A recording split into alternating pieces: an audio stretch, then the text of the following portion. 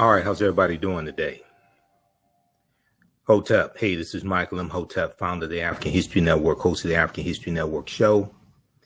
I'm a talk show host, researcher, lecturer, writer, and historian. So it is Sunday, September 4th, 2023. And we are live. It is Labor Day. Hope everybody had a safe Labor Day weekend. We're going to deal with the African American roots of Labor Day. This is a deep historical conversation.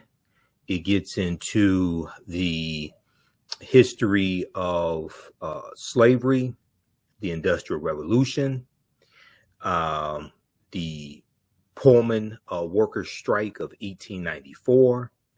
It gets into understanding the history of the Panic of 1893, which was a huge depression in the United States.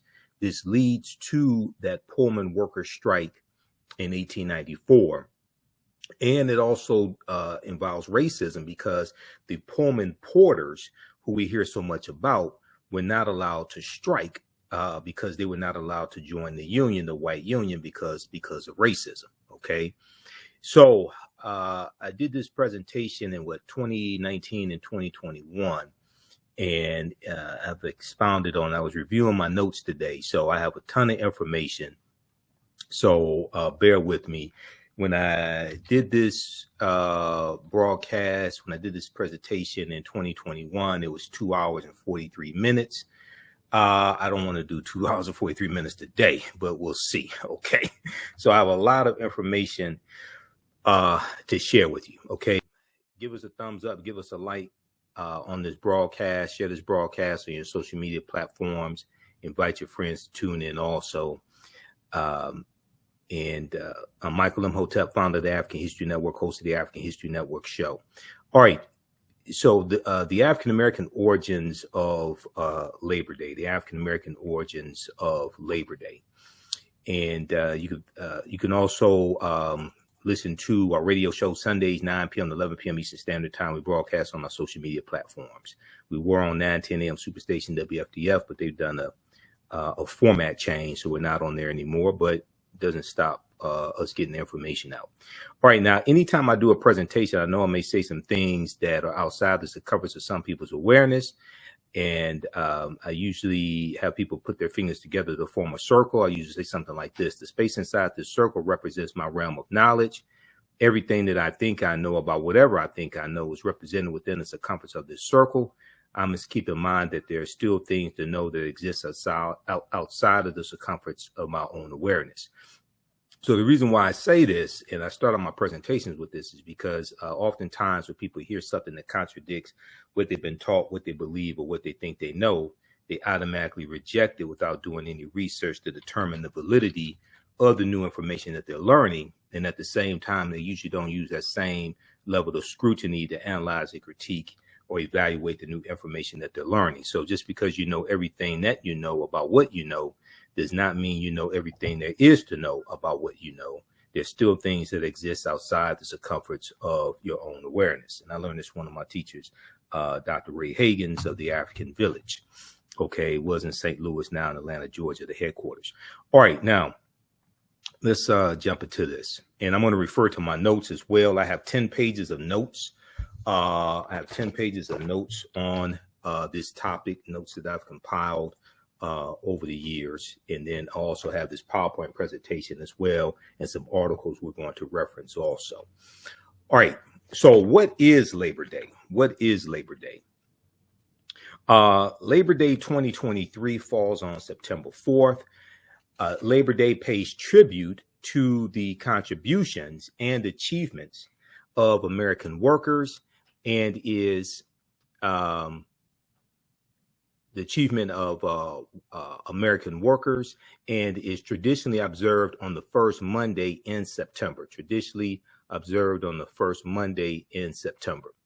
It was created by the labor movement in the late 19th century and became a federal holiday in 1894.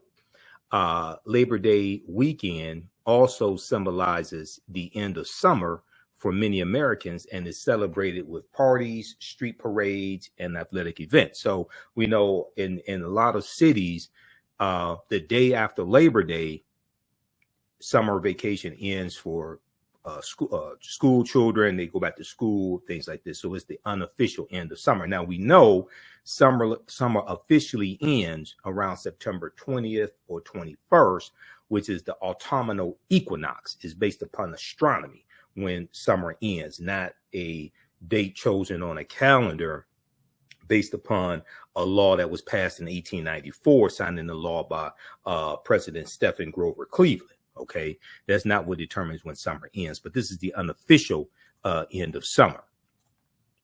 All right, now, when we look at the what precedes Labor Day and precedes that federal holiday coming into existence in 1894 as a way to appease striking union workers, those union workers who worked for George Pullman.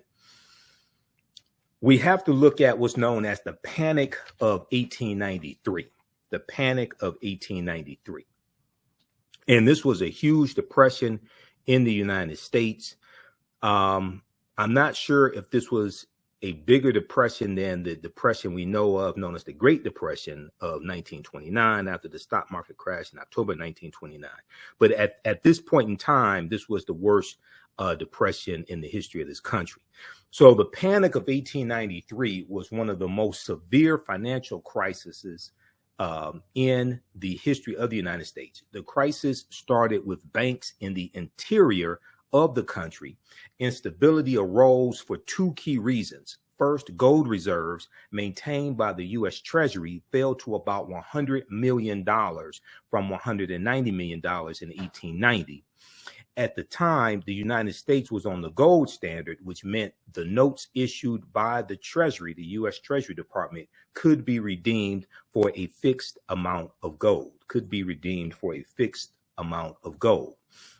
Now, the falling gold reserves raised concerns at home and abroad, outside the United States, internationally, that the United States might be forced to suspend the convertibility of Treasury notes, which may have prompted depositors to withdraw banknotes and convert their wealth into gold. The second source of the instability, which leads to this Panic of 1893, this Great Depression, was that economic activity slowed prior to the Panic of 1893. The recession or depression raised rates of defaults on loans, which weakened banks' balance sheets. Fearing for the safety of their deposits, men and women began to withdraw funds from banks. Fear spread and withdrawals accelerated, leading to widespread runs on banks. So federalreservehistory.org has a article, Banking Panics of the Gilded Age, 1863 to 1913, where they go in depth and look at the Panic of 1893. That's one of the sources. This is one of the many sources I looked at for this. Also, encyclopedia.com has some really good information from different online encyclopedias dealing with the Panic of 1893. So here's what we see that took place in 1893. By the end of 1893, we saw 642 banks that collapsed, wiping out their depositors' savings. We saw 16,000 individual businesses failed in 1893. 1 in 5 people in a working population of 15 million were without a job. The unemployment rate in the United States exceeded 10%. The railroad sector was hit very hard as well. Railroad sectors, you had over 150 railroad companies holding more than 30 miles of railroad track and were worth about $2.5 billion. You have 150 railroad companies that go bankrupt in 1893 as well. Okay, this worsens this financial crisis. So that means they're going to have to lay off employees. This has a ripple effect. They can't buy the iron or steel from the manufacturers of the metals. So this has a ripple effect throughout the economy. Okay, but it gets worse. It wasn't just that. Now, in 1873, the U.S. Congress stops making silver dollars, and America is placed on the gold standard. All right. So because they stopped making silver dollars, this decreased the demand for silver, but the silver mines are still going to be mining silver at the same time. Okay. Which then causes a surplus of silver, which drives down the price of silver in this country. We're also going to see falling prices or values of gold in the United States as well. Now, labor strikes at silver mines in the San Juan Mountains of Colorado and nearby regions began in 1875 and continued through the 1880s, causing the price of silver to fall even more. Silver mine workers' wages are going to be cut as the value of silver drops.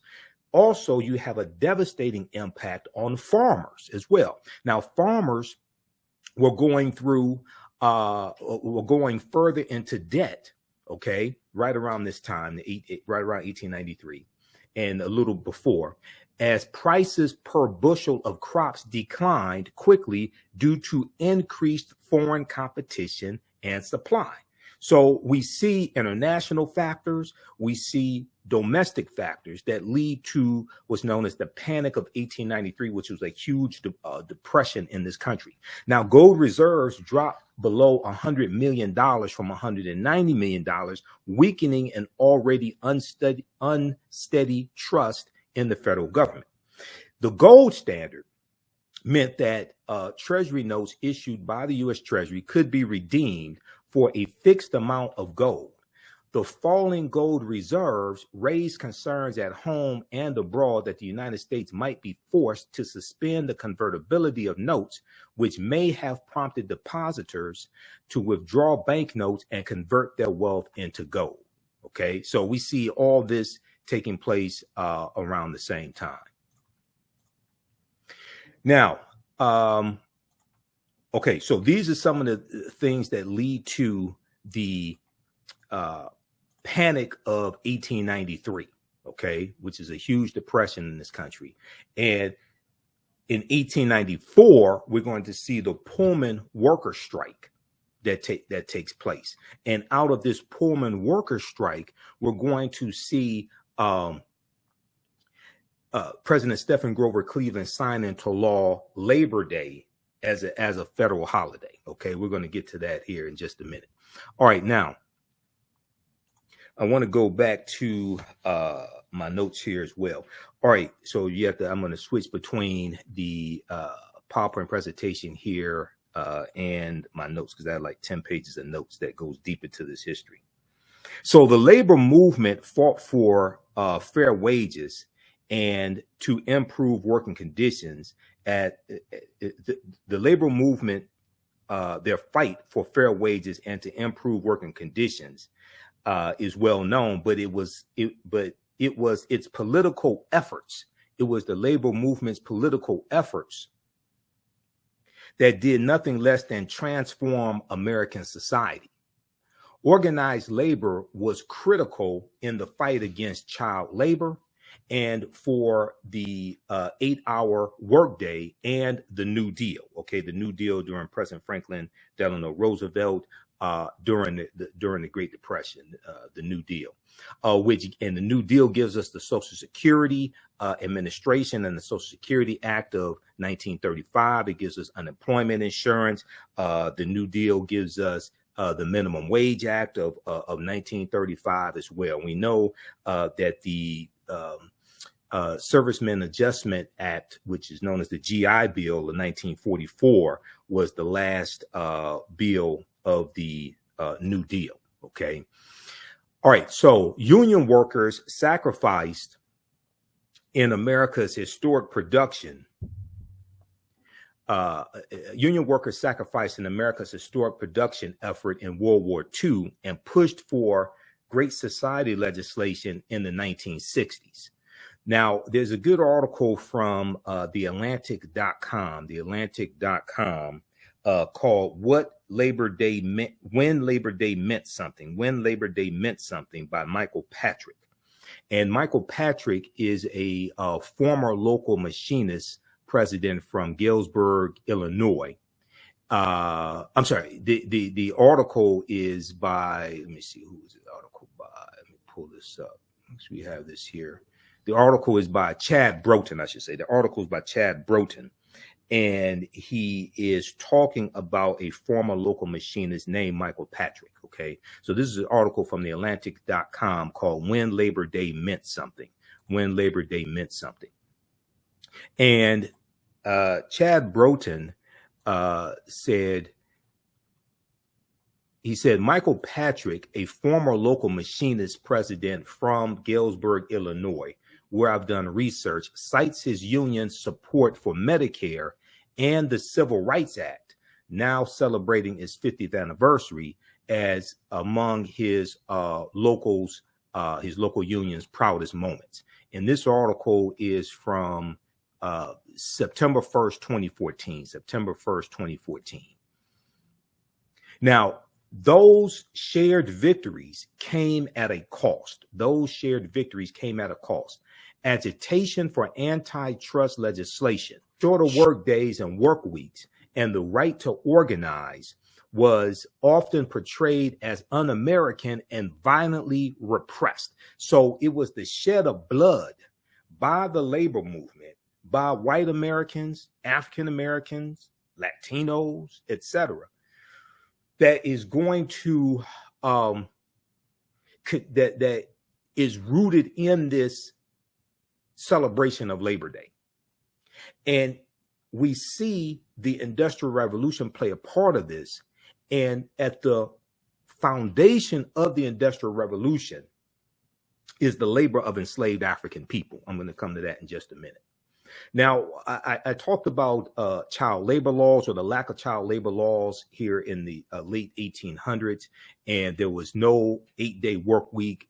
Most Americans worked 12 hours a day, a lot of them 7 days a week, things like this. You did not have these laws that protected the rights of workers and protected the safety of workers, etc. Okay, the labor movement is going to force these laws to come into existence.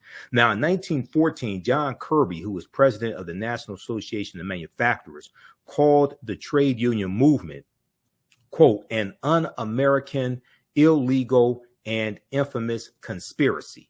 An un-American, illegal, and infamous conspiracy. Anti-labor employers fought against what they saw as incipient communism with strike breaking, blacklisting, vigilante violence, and by enlisting government force to their side. So when you go study this labor movement, you see corporations exploiting the labor of white people, exploiting the labor of white immigrants coming to this country, and definitely exploiting the labor of African people. As you know, and what white supremacy does is it pits groups of oppressed people against each other to fight one another. You've seen some of my presentations dealing with the Bacon's Rebellion, the 1675 and 1676, which helps to lay the foundation of racial classification in this country. Look up Bacon's Rebellion, BACON''S, Bacon's Rebellion in the colony of Virginia, where you have Nathaniel Bacon, who was a wealthy plantation owner, who leads this rebellion of enslaved Africans, white indentured servants, free African Americans, poor white people, etc. And they realized that they had a common enemy in the wealthy plantation owners in the colony of Virginia, and they lead a rebellion against them to overthrow the colony. And in 1676, they're going to burn down the town of Jamestown, Virginia. Okay, this is Bacon's Rebellion.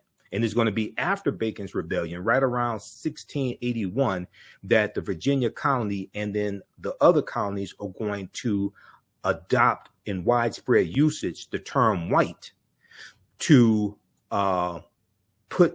classify all the people coming from Europe who we would classify as white, to put them all on, to put them in one category, regardless of how much money they had, how much land they owned or status, to separate them from the African people who they were uniting with, because they realized that this minority wealthy plantation owners have a problem with the masses uniting against them. So they had to separate the masses. So they created these classifications. All right. Now, anti-labor movements, anti-labor employers fought against what they saw as incipient communism. Okay. With strike breaking, blacklisting, vigilante violence, and by enlisting government force to their side. During the Red Scare of 1919 to 1921. Now, this is during the same time of the Spanish flu pandemic of 1918, 1919, 1920, right around that time. And this is at the end of the year after World War I ends. World War I ends in 1918. We know 1919 is also called the Red Summer. The Red Summer of 1919, when you had about 25 major race riots all across this country, and the streets of America were flowing with blood. That's the Red Summer of 1919. Okay, and it was named the Red Summer by James Weldon Johnson, who wrote "Lift Every Voice and Sing," and he said the streets of America were flowing with blood. Okay, so Red Scare 1919, 1921. Many states passed blanket sedition laws against radical speech and banned the flying of the red flag. Okay, so this is the Red Scare of 1919. All right, so what was the Red Scare? Okay, and what is sedition? Okay, now you've heard of sedition and dealing with charges brought against Donald Trump, as well, dealing with Mar-a-Lago, and that's dealing with the conspiracy, that's dealing with the Espionage Act. Espionage Act, I think, of 1917. Okay, dealing with Donald Trump. But what is seditious conspiracy? Okay, there's a good article from the Washington Post that deals with this called "What is Sedition?" The charge is the charge of seditious conspiracy is defined in the Federal Criminal Code, Section 2384, as an effort by two or more people to, quote, conspire to overthrow, put down, or to destroy by force the government of the United States. Okay, an effort by two or more people to, quote, conspire to overthrow,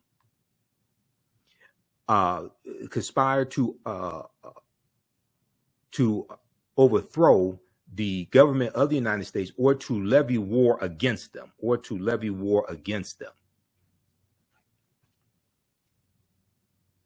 to oppose by force the authority thereof, or by force to prevent, hinder, or delay the execution of any law of the United States, or by force to seize, take, or possess any property of the United States contrary to the authority thereof. They shall each be fined under this title or imprisoned not more than 20 years or both. So check out the article. This is just an excerpt of the article from the Washington Post, WashingtonPost.com.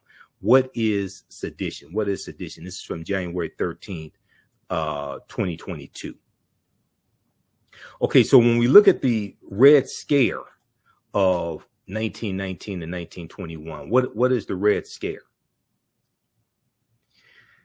The Red Scare was hysteria over the perceived threat by communists in the United States during the Cold War between the Soviet Union and the United States, which intensified in the late 1940s and early 1950s. Communists were often referred to as Reds, R-E-D-S, Reds, for their allegiance to the red Soviet flag. The Red Scare led to a range of actions that had a profound and enduring effect on the U.S. government and U.S. society. Federal employees were analyzed to determine whether they were sufficiently loyal to the U.S. government, and the House Un-American Activities Committee, as well as U.S. Senator Joseph R. McCarthy, investigated allegations of subversive elements in the U.S. federal government and in the Hollywood film industry. The climate of fear and repression linked to the Red Scare finally began to ease in the late 1950s. Okay, and here's Senator Joseph McCarthy, was a Republican from Wisconsin. He was in the U.S. Senate 1947 to 1957. Okay, and there was a Red Scare from about say 1917, 1920, that period of time. The first Red Scare occurred in the wake of World War I. The Russian Revolution in 1917 saw the Bolsheviks, led by Vladimir Lenin, topple the Romanov dynasty, kicking off the rise of the Communist Party and inspiring international fear of Bolsheviks and anarchists. In the United States, labor strikes were on the rise, and the U.S. press, the media, the press, the newspapers, sensationalized them as being caused by immigrants bent on bringing down the American way of life. The Sedition Act, so it's like some Republicans today talk about an invasion of immigrants and things like this, and they're going to change American way of life, etc. You know, and you have the fear of the browning of America, that by 2043, the majority white people will no longer be the majority population in this country. Some white people fear this, others don't. A lot of Republicans do. Okay, so we see history may not exactly repeat itself, but it definitely rhymes. The Sedition Act of 1918 targeted people who criticized the U.S. federal government, monitoring radicals and labor union leaders with the threat of deportation. Okay, so we see this anti-government approach to unions. Okay, because the government is going to be pretty pro-corporation. So the, Labor Day commemorates, you have parades and cookouts, things like this. There was also bloodshed for unions to exist. There was bloodshed for labor rights that exist today. Some of that blood was by African Americans, but we also have to keep in mind, and what gets left out a lot of these Labor Day commemorations and celebrations, things like this, what gets left out by a lot of these celebrations is that the foundation of the Industrial Revolution and the labor movement comes about as a result of the Industrial Revolution, trying to get labor laws put in place to protect workers that are working in factories that have poor sanitation, poor ventilation, no rights to protect children. You have children as young as 5 and 6 working along with their parents in these factories and getting a fraction of what the adults are getting, a fraction and pay what the adults are getting. The foundation of the Industrial Revolution was the enslavement of African people. And the Industrial Revolution is going to begin in the 1790s in Manchester, England. And the crop that's the foundation of the Industrial Revolution is cotton, the production of cotton. And most of that cotton was produced by enslaved African people. Okay. Now, Kev Butterfield said here, I love it when uninformed, ignorant people post here on my page, and I make them black famous. So look, Kev, you're going to become black famous. Kev Nance, I think we need a white American history network. You have one. It's called the History Channel. He must not have cable. It's called the History Channel. I love it when I just let stupid people talk. I love it when they say stupid things like that. It's called the History Channel. Go to history.com, official website of the History Channel. You got one. So he must not have cable. All right, let's continue here. Oh, simple Simon ass people. All right, now let's continue. Okay, so we have all these different things taking place at the same time. The Red Scare, Sedition Act of 1918. History.com, speaking of the White History Channel, Kevin, read the article here, Red Scare at history.com, okay? The Sedition Act of 1918 targeted people who criticized the government, monitoring radicals and labor union leaders with the threat of deportation.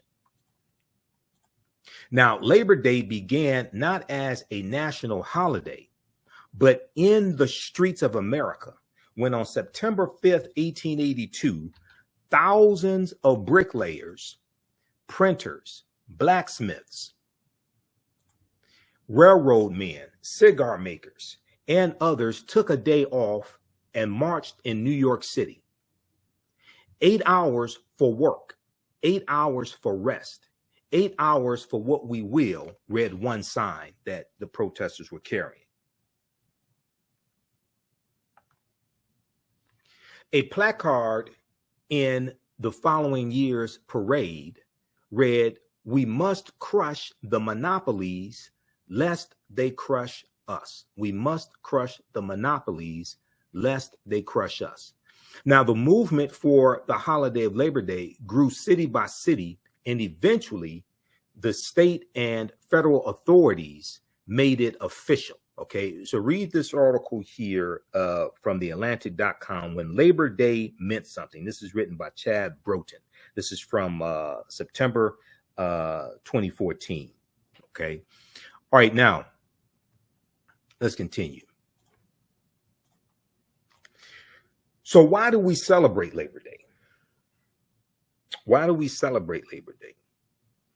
Labor Day, as I said, is an annual celebration of workers and their achievements originated during one of American labor history's most dismal chapters. In the late 1800s, at the height of the Industrial Revolution, and as I stated, and we're going to get into this as well, the Industrial Revolution is tied to slavery. The foundation of the Industrial Revolution comes from the products produced by enslaved Africans.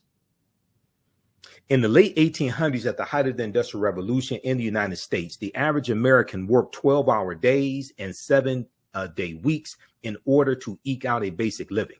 Despite restrictions in some states,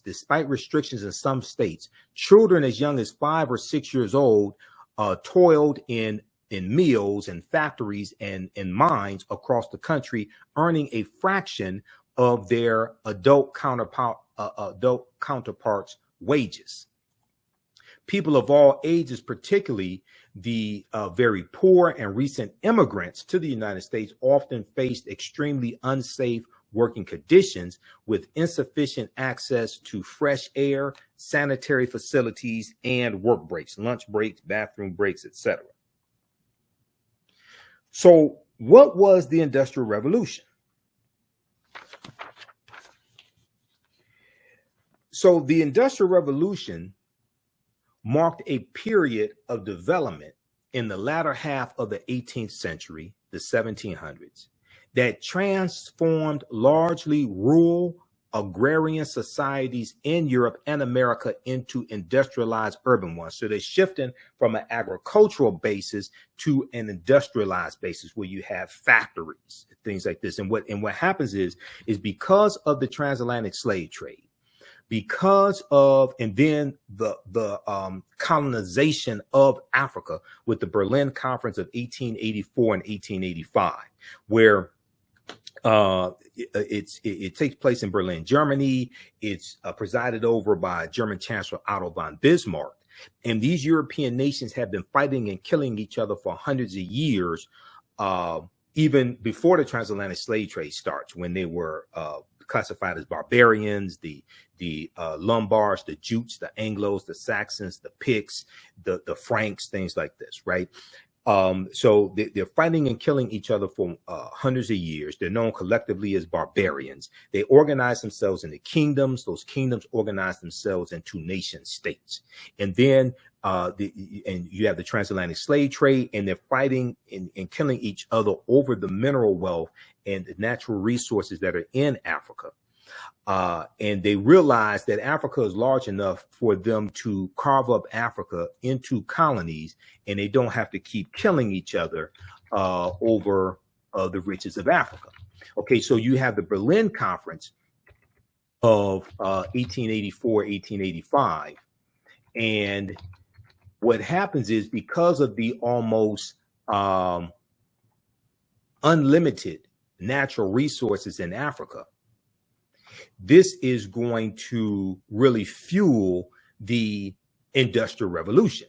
Okay, because now you found an almost unlimited source of the rubber and timber and all different types of things like this. And then you have the production of cotton as well in England. And we're going to see the Industrial Revolution is going to begin in the 1790s in the in the 1790s in the Manchester, England area. If we look at this article here from thought.co.uk,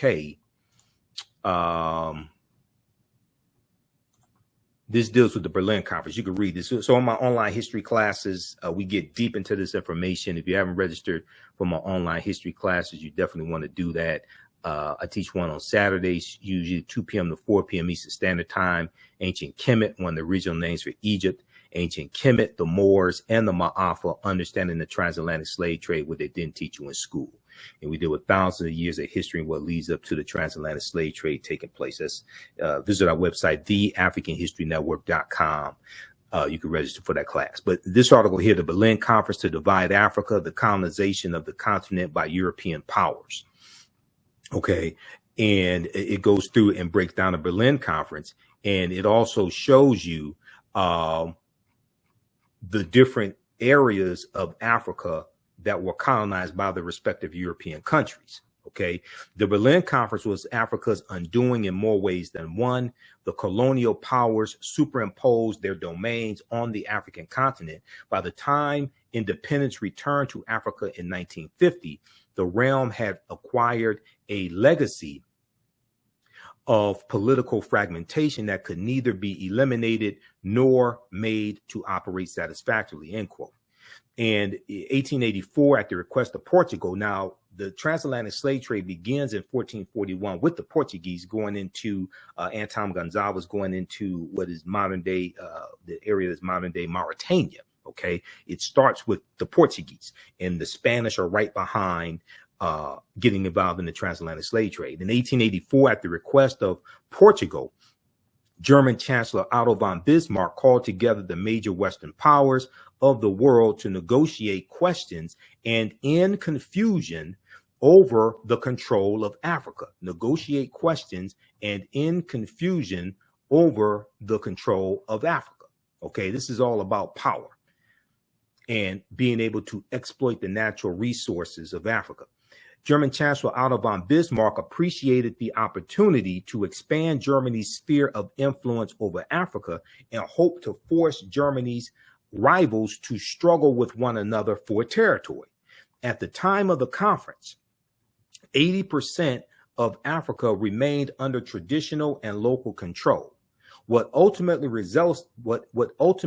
resulted was a hodgepodge of geometric boundaries that divided Africa into 50 irregular countries. Now we know we have 50 countries in Africa, okay? But you have this hodgepodge of geometric boundaries that divides Africa into 50 irregular countries. This new map of the continent of Africa was superimposed on 1,000 indigenous African cultures and regions. The new countries lacked rhyme or reason and divided coherent groups of people and merged together disparate groups who really did not get along. Okay, so the most of the geographical boundaries that we see in Africa today are the result of this Berlin Conference of 1884 and 1885.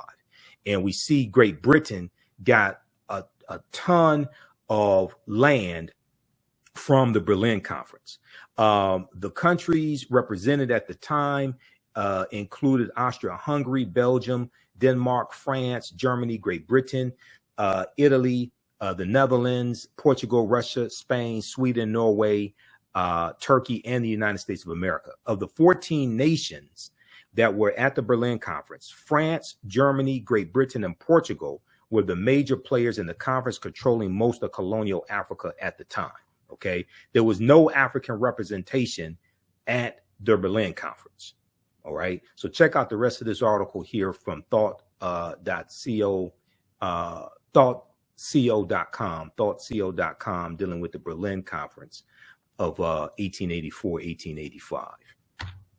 So as we go through and look at this history, and my approach to dealing with this history is understanding it chronologically, understanding cause and effect. As a historian, my approach to this is different than a 2-minute segment on MSNBC. You may see, I saw some segments that dealt with the history of it.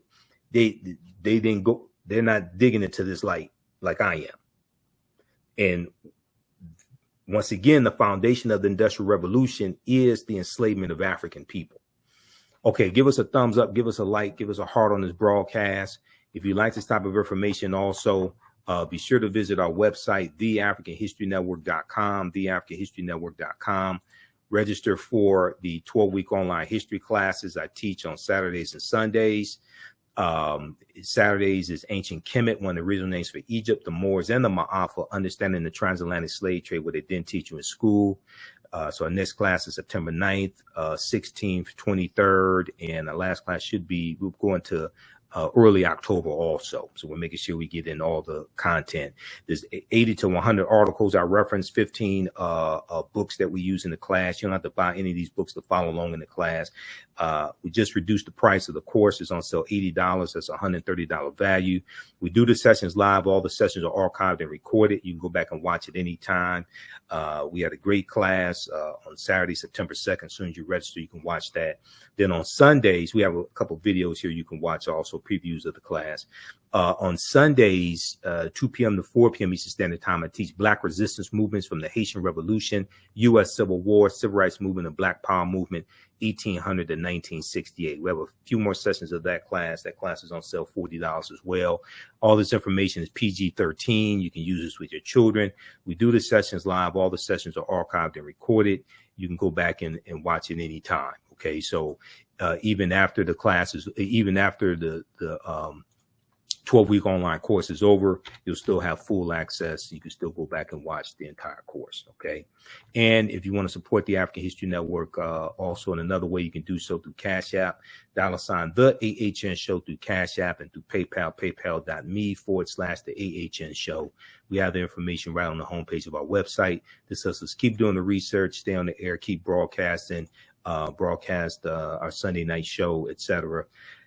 Pay some of the bills. So you can support us there. $ TheAHNShow through Cash App, through PayPal, paypal.me/TheAHNShow through Cash App. When you go to it, it'll say Michael. It may show my picture there, but we have the information on the homepage of our website, because some unscrupulous people set up fake African History Network Cash App accounts, and they've been stealing money from us. So I'm still trying to get those shut down. All right, let's continue here. Okay. Let's go back to the PowerPoint presentation here. All right, now, hold on. It skipped ahead for some reason.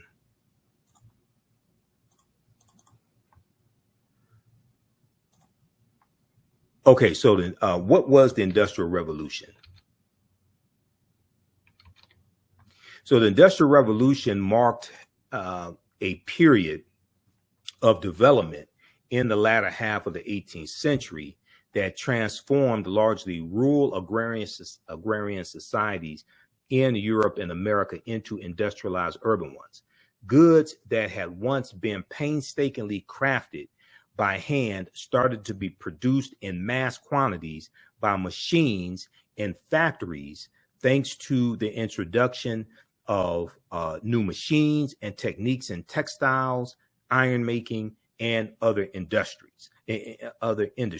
So because of the Industrial Revolution, now you can mass produce these products, because you found an almost unlimited amount of raw materials, and because you've built factories and you have machinery in factories to mass produce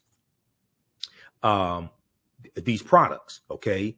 And then at the same time, you have the development of late 1800s or so. You're going to have the development of department stores. You have mass advertising, so you can market all this through newspapers, magazines, things of this nature. Okay. So all this comes together at the same time. All right. Okay, let's continue.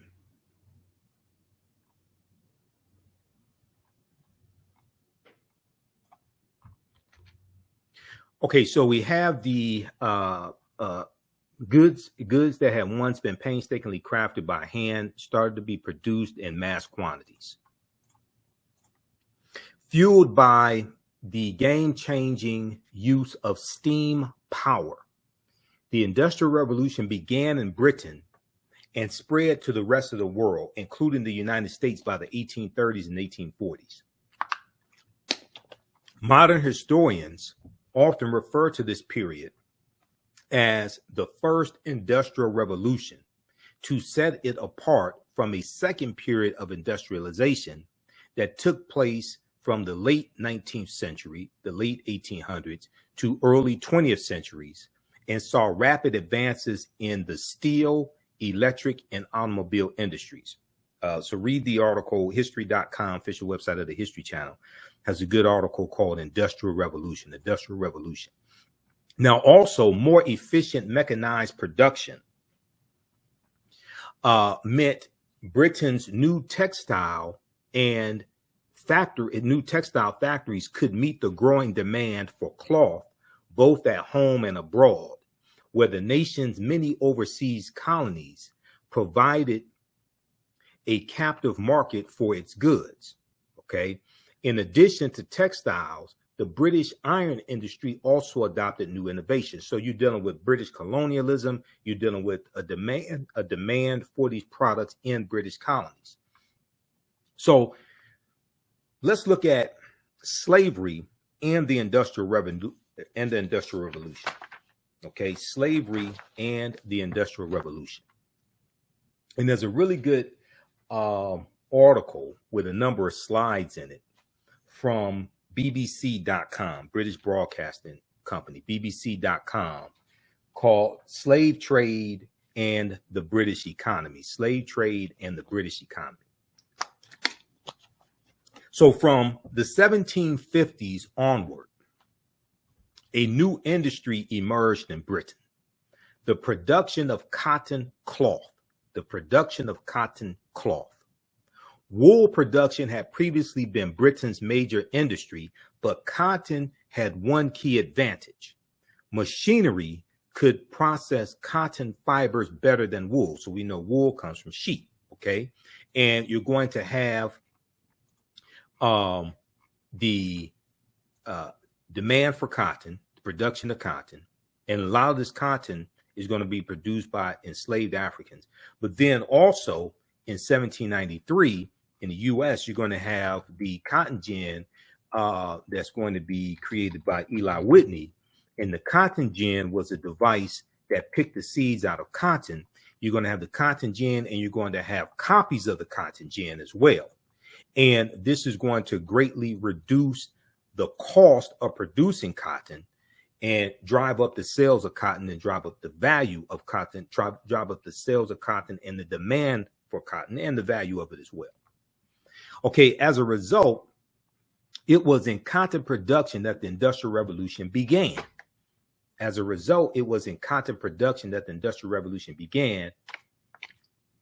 Particularly in and around Manchester, England. The cotton used was mostly imported from slave plantations. Slavery provided the raw material for industrial change and growth. Okay, so this is from bbc.co.uk, the British Broadcasting Company, BBC. This article is called Slave Trade and the British Economy.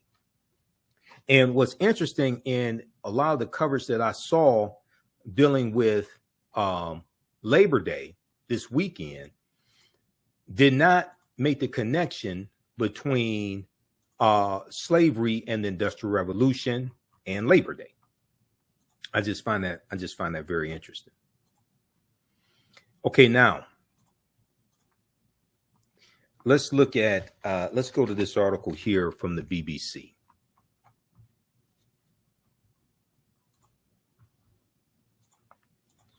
This is called Slave Trade and the British Economy. There's a couple things I want to highlight here because they have some slides here. We're not going to go through the entire article, but I want to highlight slide 1 and slide 4. Slave trade and the British economy. British profits were made from exporting manufactured goods to Africa and importing products of enslaved labor such as sugar. And we know sugar grows in tropical climates, which is why one of the plantations that the Spanish are setting up, especially Christopher Columbus, when he goes into the Bahamas and Jamaica and in Hispaniola, or what became known as Haiti or Haiti, Cuba, Puerto Rico, Honduras, Panama, they're setting up sugarcane plantations because sugarcane grows in warmer climates. Ports such as Glasgow, in England, Bristol, and Liverpool prospered as a result of the slave trade. Now, Liverpool, England is where the Beatles are from. So I learned about Liverpool from the Beatles, when I was younger. And, I lived before I started studying history. I learned about Liverpool because that's where the Beatles are from. The slave trade and the British economy. Today, we view the history of slavery in terms of its horrific human impact. But in the 18th and 19th century, the 1700s and 1800s, financial considerations dominated the interests of those involved in the slave trade. So they didn't care about the humanity of people because they didn't think African people were human in the first place. It was all about the Benjamins, okay, or the pounds. Okay, it's all about the pounds. Okay, so it was all about money. They didn't care about the humanity because they didn't think African people were human in the first place. Enslaved African people were seen as property, and their experience as human beings was not considered. To understand the extent to which Great Britain has been shaped by the slave trade, it is important to consider the scale and breadth of slavery's impact on the British economy. Okay, so we look in the 1700s, Bristol. We look at these graphics here. Bristol, Liverpool, Glasgow are small ports. Okay, in England. 80% of British exports go to Europe. Okay, like wool and then later cotton. 1711, South Sea Company is set up. 1733, the Molasses Act bans import of foreign sugar to North America. 1750, cotton production emerges as a major British industry. 1760, Glasgow, England, becomes main UK tobacco importer. 1800, 60% of British exports go to Africa and America. Bristol, Liverpool, Glasgow are major cities. Okay. The British economy was transformed by the transatlantic slave trade. The British economy was transformed by the transatlantic slave trade. Now, this is an example why on May 19th, 2018, which was Queen Charlotte Sophia's birthday, but also Malcolm X's birthday, when Meghan Markle married Prince Harry, and you had a lot of African Americans who watched the royal wedding and got teary-eyed and said they're in love and all this stuff. I said, what the hell does love have to do with it? I said, Meghan Markle is marrying into a family of colonizers. I didn't call them colonizers because they're white. I call them colonizers because Great Britain at one time colonized 1/5 of the world's population. And we know in 1952, when Elizabeth became queen because her father died, 1952, we know at that period, at that point in time, that's right around the time that the Mau Mau Rebellion begins, 1952 to 1956. About a little more than 25% of the world's population lived under British rule. They were colonies of Great Britain. So she married into a family of colonizers. Okay, then some people took exception to what I said, things like that, but the history proved it true. The history proved true of what I was talking about. And all you have to do also is go watch my broadcast I did when Queen Elizabeth II died, because we got deep into that history once again. Read that article I just showed you about the Berlin Conference of 1884 and 1885, and you see I was absolutely correct. Now, in 1700, 80% of British trade went to Europe from ports on the east and south coast in 1700, okay? 80% of British trade went to Europe from ports on the east and south coast. But by 1800, 60% of British trade went to Africa and America. By 1800, 60% of British trade went to Africa and America, sailing from the three main West Coast ports, Glasgow, Liverpool, and Bristol. So 1700, what we call the United States of America, doesn't exist. You have colonies. The American Revolution is 1675 to 1683. Okay, so you don't even have a United States of America in 1700. Right now, ports such as London, England, Bristol, and Liverpool prospered as a direct result of involvement in the transatlantic slave trade. Other ports, such as Glasgow, profited from the tobacco trade. Thousands of jobs were created in Britain, supplying goods and services to slave traders. So this is one of the many examples of how the transatlantic slave trade fueled wealth in Britain. And what I was explaining to people who were teary-eyed and distracted by all the opulence and wealth when Meghan Markle married Prince Harry, is I said a good portion of the billions of dollars that Great Britain produced off of the slave trade, I mean, a good portion of the wealth that Great Britain produced from trading goods and things like this. But the opulence that we saw, the gold and all the costumes, all the regalia, all that stuff was profited from, paid for by the blood and the sweat and the labor of enslaved African people.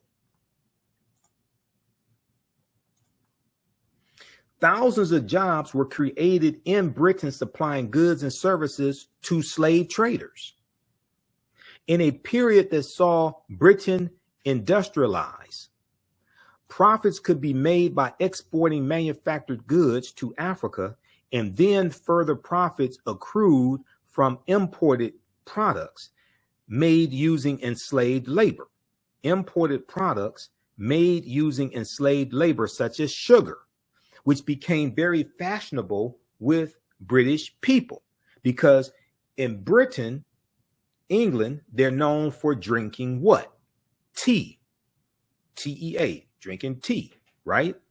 Like you had the Boston Tea Party here in the colonies, revolting against the high prices and the taxation on tea. And this started out as British colonies, right? The United States. What do you put in tea to sweeten it? Sugar. The slave trade was important in the development of the wider economy, W-I-D-E-R, the wider economy. Financial, commercial, legal, and insurance institutions all emerged to support the activities of the slave trade. Now, I just want people to understand, this is not from like an African-centered source. This is from the BBC telling you this. the British Broadcasting Company. They very well documented the transatlantic slave trade and what happened. So they're explaining all this to you. They're not hiding this. Some merchants became bankers, and many new businesses were financed by profits made from slave trading. The slave trade played an important role in providing the British industry with access to raw materials. Okay, and a lot of these raw materials are coming from Africa. The transatlantic slave trade played an important role in providing British industry with access to raw materials. This contributed to the increased production of manufactured goods. The graphic below shows the parts of Britain's economy that benefited from the slave trade. So you have the Industrial Revolution. So what you do, you have a circle. Okay, this is cyclical. You have the Industrial Revolution, you have London and finance, you have the banks that are financing the expansion of the factories, buying more equipment, things of this nature, buying raw materials. You have wealth and income produced. This wealth and income produced, and the need for more raw materials, etc., to produce more products increases the need for enslaved African labor and the products that the crops that Africans produce, especially cotton. You have shipping and ports. This increases the activity, increases the demand for the production of ships also. Workers at the docks to unload the ships. You have exports and manufacturing that increases as demand increases. So you have this cycle. All right. Now, I want to go to slide 4. That was slide 1. I'm going to go to slide 4. Slave trade and the British economy. This is from the BBC. So this isn't from Dr. Yosef Ben Yakin. This isn't for Dr. Yosef Ben Yakin. This isn't Dr. John Henry Clark. This isn't Dr. Leonard Jeffries. This isn't who's one of my teachers. This is from Professor James Small. This isn't from Professor Kaba Hiawatha Kamene or Dr. Malefe Kete Asante or Tony Browder. This is from the BBC. So if you got a problem with this, go argue with them, because they kept very well documented records on what they did. Manufacturing. This is what I wanted to focus on. Economic growth and the Industrial Revolution. Now, for all those watching, and you saw coverage on Labor Day, and you saw the parades take place, and you saw the unions give speeches and things like this, did anybody deal with how the labor movement came out of the Industrial Revolution? And the Industrial Revolution came about by the enslavement of African people and the products that African people produced. Somehow that history gets left out of the conversation. I'm not sure how it gets left. I can't put my finger on it. I'm not sure if they're doing it on purpose. I don't understand how this just gets totally left out of the conversation. I just don't. All right, now. Okay. So economic growth and the Industrial Revolution. Many historians describe the Industrial Revolution as a process rather than an event. The part that exports played can be shown as a virtuous circle. The part that exports played can be shown as a virtuous circle. You have the growth of exports.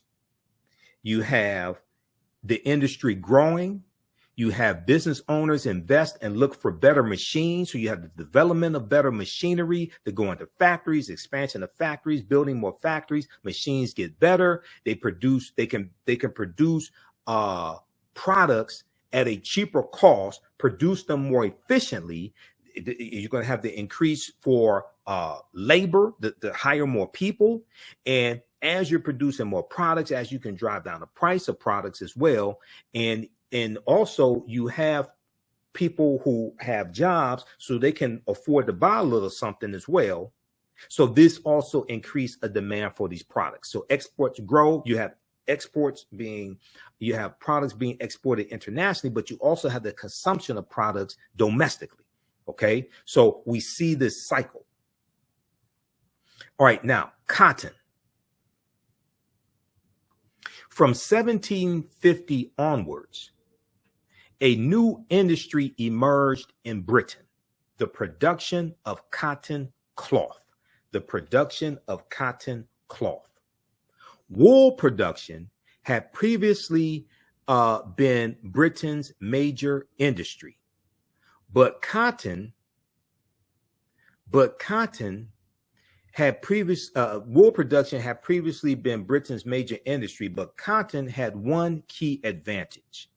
Machinery could produce cotton fibers better than wool. Even like I said, wool comes from sheep. As a result, it was cotton production that began the Industrial Revolution. As a result, it was in cotton production that the Industrial Revolution began, particularly in and around Manchester, England. The cotton used was mostly imported from slave plantations. Slavery provided the raw material for industrial change and growth. So you can't talk about the labor movement. You can't talk about Labor Day, and Labor Day comes as a result of the labor movement, and Labor Day becomes a federal holiday in 1894. And the reason why you have a labor movement is because of the Industrial Revolution and the unsanitary and unsafe conditions in those factories. And the labor movement is fighting for regulation of the Industrial Revolution. But the Industrial Revolution becomes about specifically because of the transatlantic slave trade and the products that African people were creating. You can't talk about Labor Day without talking about the enslavement of African people. But somehow people find a way to do that. The cotton used was mostly imported from slave plantations. Slavery provided the raw material for industrial change and growth.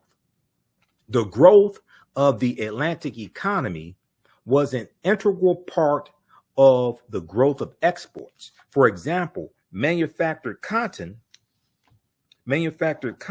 cloth was exported to Africa. The Atlantic economy can be seen as the spark for the biggest change in modern economic history. The Atlantic economy in the 1700s was founded on slave labor. Once again, I want everybody to understand, this is not me saying this. This is not Dr. Leonard Jeffries. This is not Professor James Small, Professor Kaba Hiawatha Kamene. This is not African Center scholars.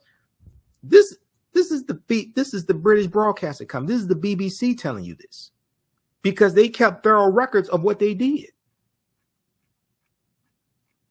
So I just want everybody to understand this, because you always have people, why are you bringing up old stuff? Why are you talking about history? Oh, this is racist. Well, racism is a system of advantage and privilege distributed based upon race, which comes out of the ideology of European white supremacy for the purpose of preserving genetic white survival on a planet that's less than 10% European. This does deal with racism. You're absolutely correct. But this deals with history. Key features of the Industrial Revolution: introduction of factories, introduction of cotton, increase in productivity, use of machines, water and steam power, and falling prices. Okay. Key features of the Industrial Revolution included products were made in factories instead of at home. Workers used machines instead of working by hand. The machines were driven by water or steam. One worker could produce much more each day. For example, a cotton spinner could spin 200 times as much cotton in the year 1800 compared to 1700. Cotton becomes Britain's greatest export industry. Okay, so check out the rest of this here. And this is some of the information we get deep into in my online history classes. So if you haven't registered for those, be sure to register for those at our website, TheAHNShowNetwork.com. TheAHNShowNetwork.com, and we'll post a link here as well. So we do that on Saturdays, 2 p.m. to 4 p.m. Eastern Standard Time. As soon as you register, you can start watching the content. We have the information right on the homepage of our website. All right, let's continue here. So how you all like this type of information? Are you all learning anything? The history of Labor Day, and I've researched this history thoroughly, the history of Labor Day is much deeper than what you see on TV with the parades, speeches, things like this. And the roots of Labor Day go into the transatlantic slave trade.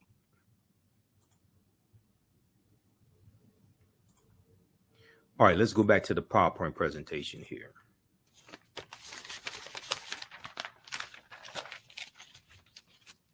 Okay, slavery and the Industrial Revolution. Okay, we did that. And let me get, okay, go back to my notes. Okay, so then we're going to have the U.S. Civil Wars, 1861 to 1865. And the Civil War in the United States begins in 1861, April 12, 1861, with the attack on Fort Sumter. South Carolina becomes the first state to secede from the Union, December 20th, 1860, about 6 weeks after Abraham Lincoln becomes president-elect. South Carolina and other southern states fear that Lincoln is going to free the enslaved Africans. They secede from the Union, set up the Confederate States of America around February of 1861. You're going to have 11 states that are going to be part of the Confederate States of America. They set up their own government, their own constitution, their own monetary system. The Civil War in the United States begins in 1861 after decades of simmering tensions between North and Southern states over slavery, states' rights, and westward expansion. Slavery, states' rights, and westward expansion. The election of Abraham Lincoln in November 1860 caused 7 southern states to secede from the Union and form the Confederate States of America, the CSA. 4 more states soon joined. The war between the states, as the Civil War was also known, ended in Confederate surrender in 1865. So April 9th, 1865, General Robert E. Lee surrenders to General Ulysses S. Grant at Appomattox Courthouse in Virginia. And this is looked at as the end of the Civil War for all practical purposes, but the Civil War is going to go on for about another 16 months or so until August of 1866, because even though General Robert E. Lee's army was the largest Confederate army, it was not the only Confederate army. There were smaller Confederate armies like General Joseph E. Johnston's Confederate Army of Tennessee, or that staunch white supremacist Nathan Bedford Forrest, his Confederate army. And when you study the Fort Pillow Massacre of 1864, during the Civil War, Nathan Bedford Forrest had about 200 African-American Union soldiers executed, many of them shot point blank in the head. These are staunch white supremacists. He goes on to become the first Grand Wizard of the Ku Klux Klan in 1867. And to a lot of people, he's a national hero in Tennessee. Okay, because remember, it wasn't until about 2021 that they removed the bust of Nathan Bedford Forrest from the state capitol in Tennessee. All right. So when you study the history of Tennessee and you look at the persecution of the 2 African-American men in the state legislature there in Tennessee, Justin Johnson, I think it is, and Justin Pearson, you see the persecution of them. You see the suppression of African-Americans in Tennessee. All you have to do is study their history, this former Confederate state, and you see a direct line. All this stuff starts to make sense.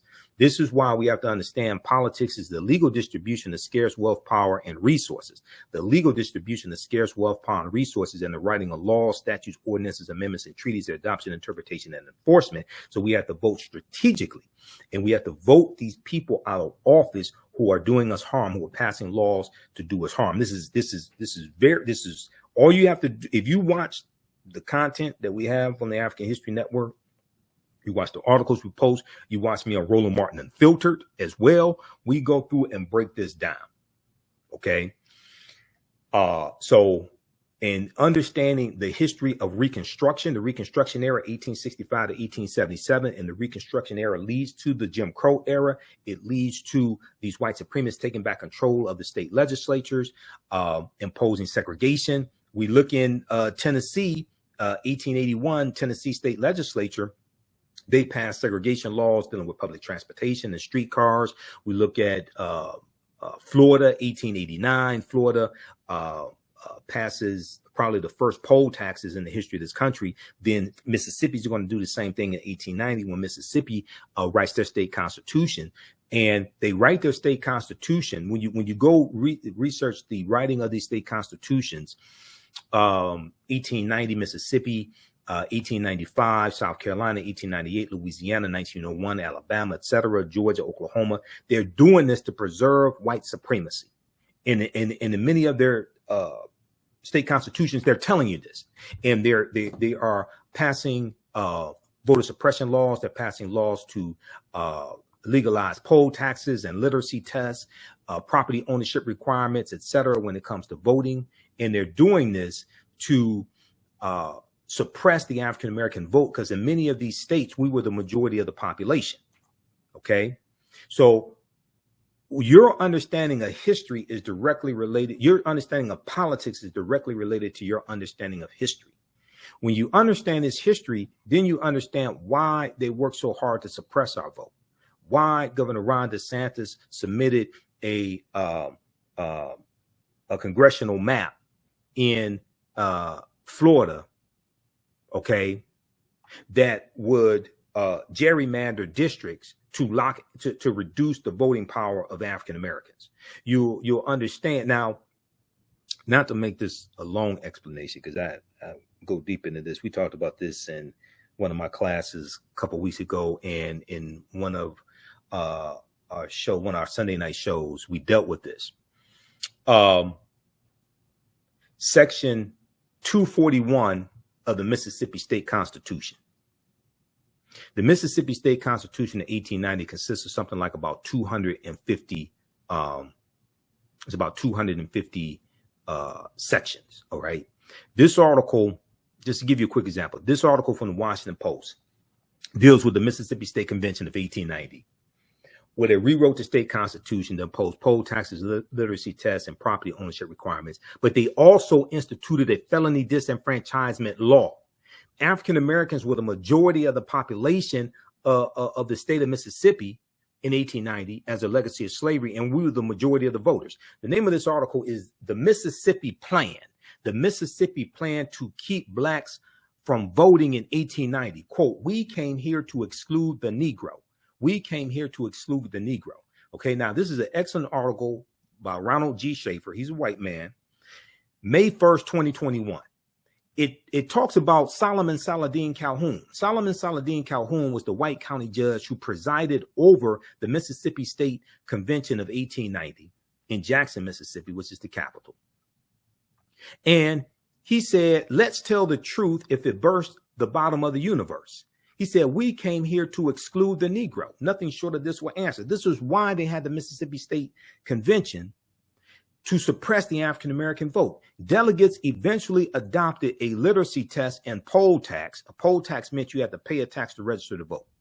A poll tax geared to suppress the black vote in a state with a black majority, Mississippi. The Mississippi Plan became the model throughout the South, part of a raft of racially oppressive Jim Crow laws that ended segregation. So all the other Southern states are going to adopt similar state constitutions, okay, to suppress the African American vote.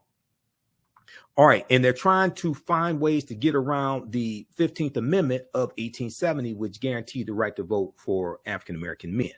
It's not going to be until the 19th Amendment of 1920 where women can vote, but we know that in the South, a lot of African American women are not going to be able to vote. And that's why you needed a Voting Rights Act of 1965, because of what happens with these state constitutions and the impediments to the 15th Amendment. This is why you needed a Voting Rights Act of 1965. All right, now, very quickly here, there's an article that I'm looking for. I think this is it right here.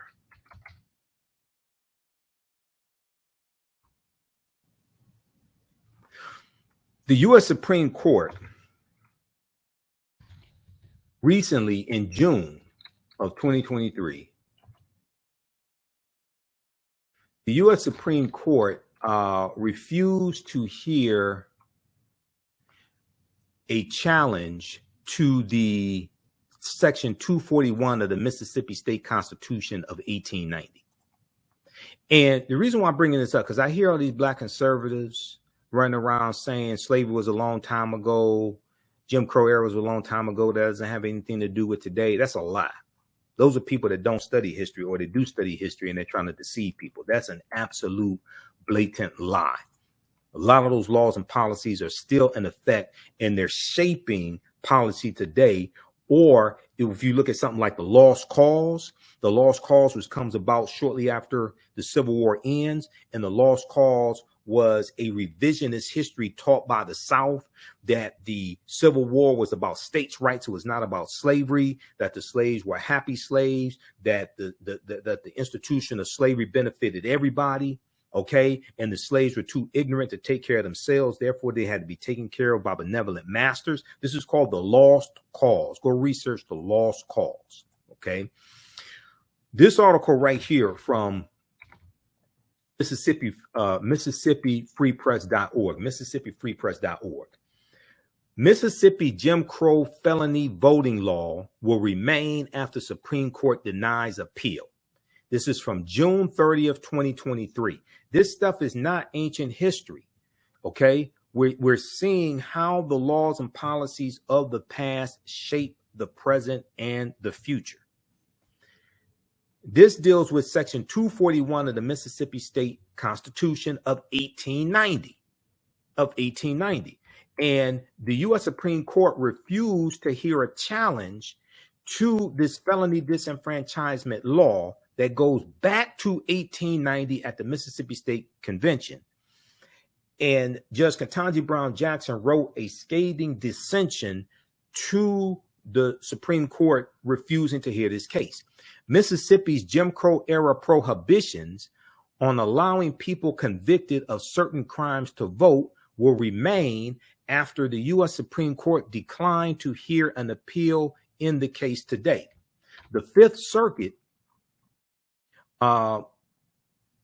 the Fifth U.S. Circuit Court of Appeals ruled in favor of upholding the law last year in Harness versus Watson. So that's 2022, Harness versus Watson.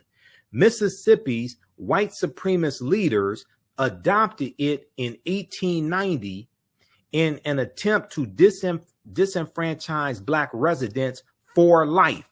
Disenfranchise black residents for life. So if you convicted of certain crimes, murder, things like this, rape in Mississippi, you lost your right to vote for life. It was designed to target African Americans to reduce the number of us who could vote. White lawmakers designated certain crimes that they believed black people were more likely to commit as lifelong disenfranchising crimes. The law disproportionately disenfranchises black Mississippians at a higher rate than white residents. U.S. Supreme Court Justice Judge Ketanji Brown Jackson recounted the law's history today in a dissent against the court's refusal to take up the case. Justice Sonia Sotomayor joined her. Judge Ketanji Brown Jackson, in her dissent, said, quote, the president of the 1890 Mississippi Constitutional Convention said it plain. Let us, quote, let us tell the truth if it bursts to the bottom of the universe. We came here to exclude the Negro. Nothing short of this will answer, end quote. To further that agenda, the convention placed 9 crimes in Section 241 of the Mississippi State Constitution as basis for disenfranchisement, believing that more black people would be convicted of those crimes than white people, end quote, Judge Ketanji Brown Jackson wrote. She went on to say, quote, 8 of those crimes have remained in Section 241 since 1890 without interruption. Thus, the convention's avowed goals continue to be realized via its chosen mechanism. Today, just as in the convention's aftermath, thousands of Black Mississippians cannot vote due to Section 241's operation, end quote. Read the rest of this article here, okay? This is just an example of this history and how it is still impacting us today. All right. Okay, so read that. Okay, let's get back to this. How's everybody doing? Also, once again, if you like this type of information, you can support the African History Network, $ the AHN Show through Cash App, $ the AHN Show through Cash App, also through PayPal, paypal.me/the AHN Show. So let's keep doing the research, stay on the air, keep broadcasting, and we have the information on the homepage of our website as well. When you scroll down past the information about our classes, we have the PayPal Cash App information here. This is our official Cash App account, $ the AHN Show, SHOW. When you go to it, it'll say Michael. These other ones are fake African History Network Cash App accounts. So that's why I'll put the tag here. When you click here, it takes you to our QR code. Okay, and we have our link for PayPal here as well. All right, let's continue. And we have the link here in the thread of the broadcast. All right, let's go back to the PowerPoint presentation. So we have the U.S. Civil War. 620,000 Americans die. You have about close to 200,000 African Americans who fight in the U.S. Civil War, including Harriet Tubman. The conflict was the costliest and deadliest war ever fought on American soil, with some 620,000 of the 2.4 million soldiers killed, millions more injured, and much of the South was left in ruin.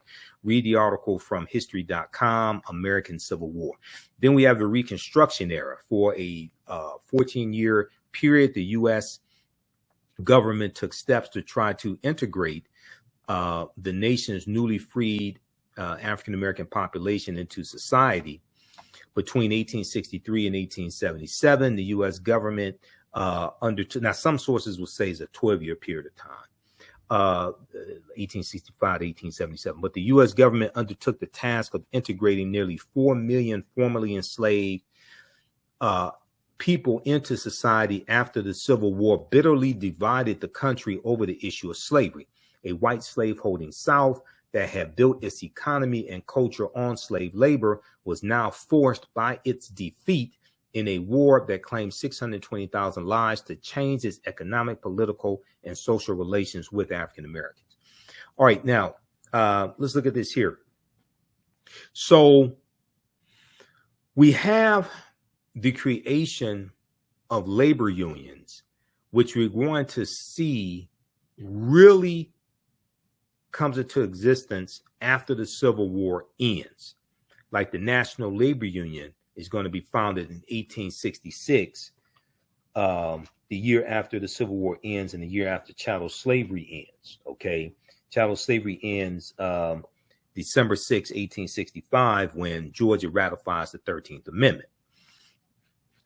You're going to have smaller labor unions that exist. They come about somewhere around the 1840s. But we're really going to see an explosion of them after slavery ends. Many labor unions were created largely to lock out African Americans. So after the Civil War ends in 1865, you're going to have a lot of your large labor unions founded. The National Labor Union, NLU, was founded in 1866.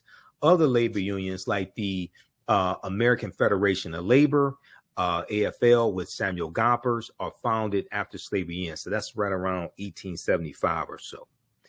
It was the enslaved Africans who had the majority of the skills in the United States. There were at least 262 skills, trades, and crafts that African people had in this country from 1619 to 1865, and we were largely working for free. A lot of these skills, trades, and crafts we brought with us from Africa.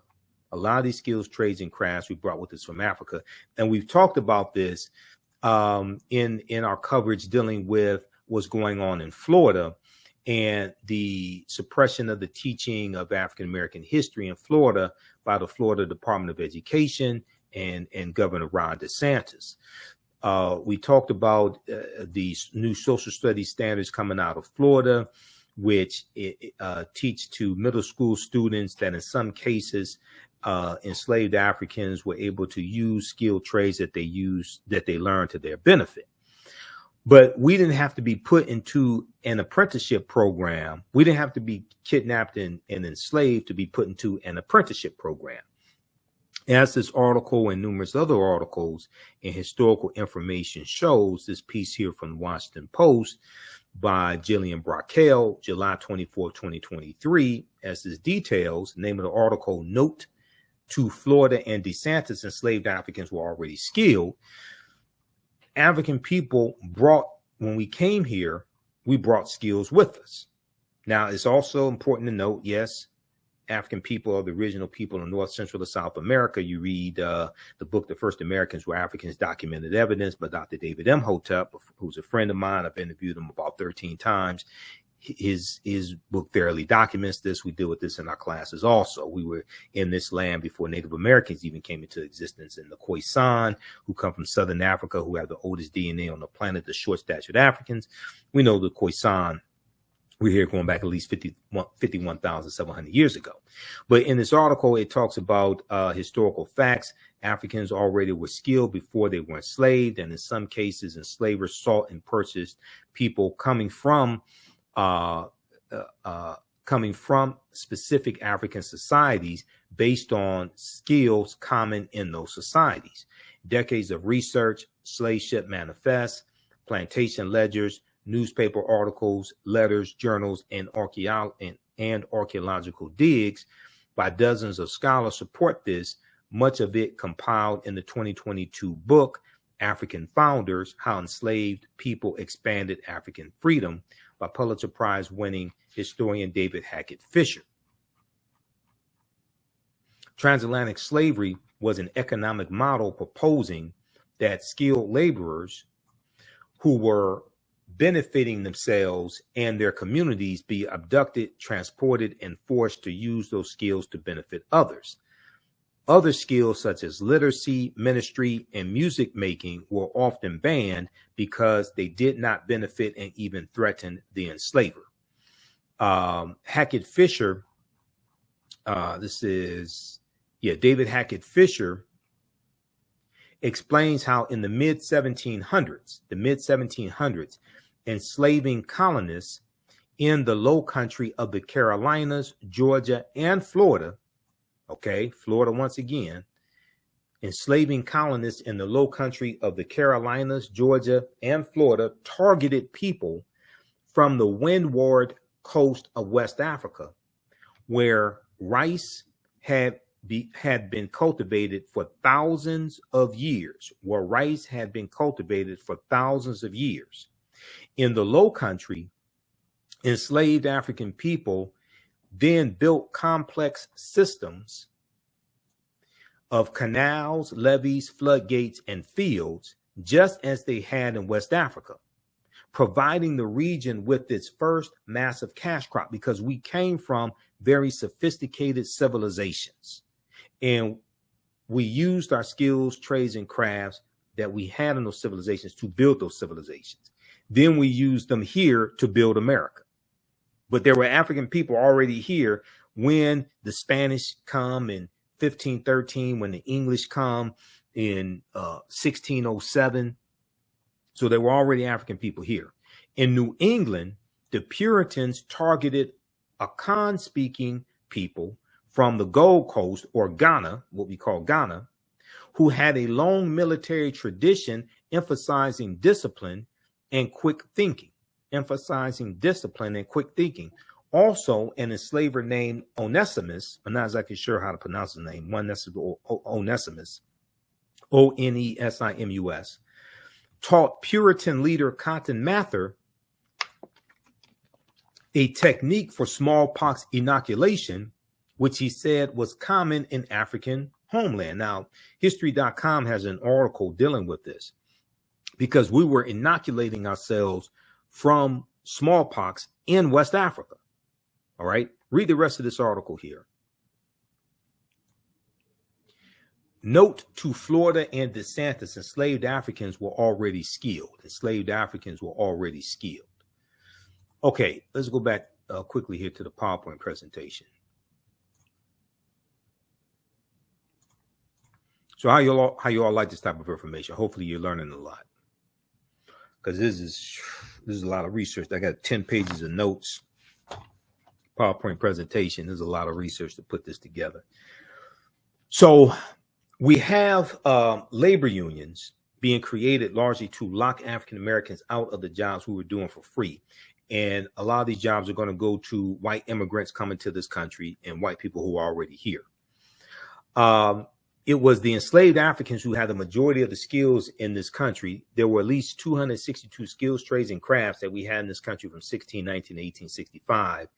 And we were largely working for free. Now, the book by James Newton and Ronald Lewis, which came out in 1978, called The Other Slaves, Mechanics, Mechanics, Artisans, and Craftsmen. It details at least 262 skills, trades, and crafts that we had in this country from 1619 to 1865. All right.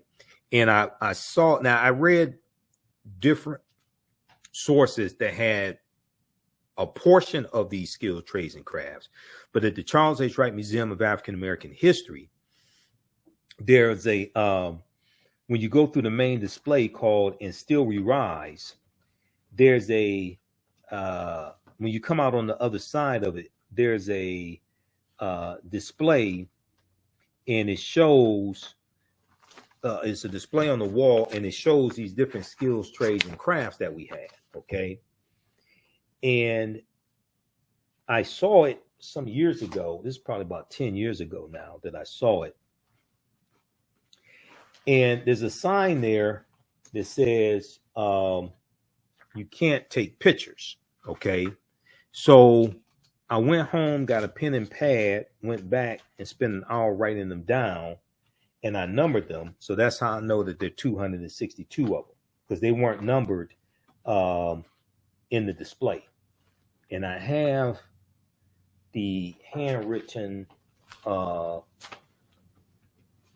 copy of it somewhere here in my notes, and all my copies of the different indictments against Donald Trump and the timeline of history that we use in my Saturday class. I've got the, where the hell was that? We have it here somewhere. I've got binders full of the articles that we use in the class, so I don't know where the heck it is now. I had it here. Hold on, where the hell is that? I had it recently. It was, I gotta find it. I don't know where it is. It's somewhere around here. Gotta clean up the office. What is this here? Is this? That's not it. Well, it'll turn up. Let me see what this is. Okay, but anyway, let's continue, because this is going longer than I wanted it to go. But anyway, it's around here somewhere.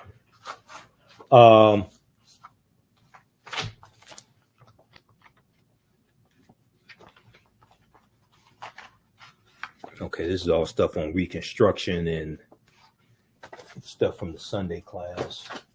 All right, but we were anchor makers. We were artists, bakers, brick makers, barrel makers, bartenders, basket makers, beer makers, blacksmiths, bricklayers, brick makers, cabinet makers, cigar makers, etc., hemp baggers.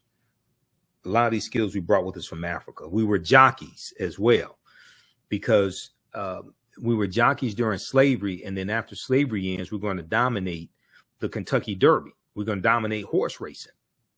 The first Kentucky Derby ran in 1875, and it was won by a former slave named Oliver Lewis. He was 19 years old, okay, when the first Kentucky Derby ran. How many people know this? Okay, so this is some deep history that is oftentimes left out of the history books.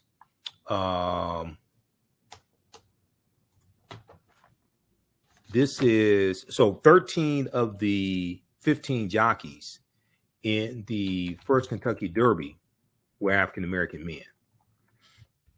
I did a lecture back in 2019 called When Black Men Dominated Horse Racing. When Black Men Dominated Horse Racing. And let's see here. I'm just going to show you something quickly here from the presentation, because it's dealing with this period of history here. Okay, so this is Oliver Lewis.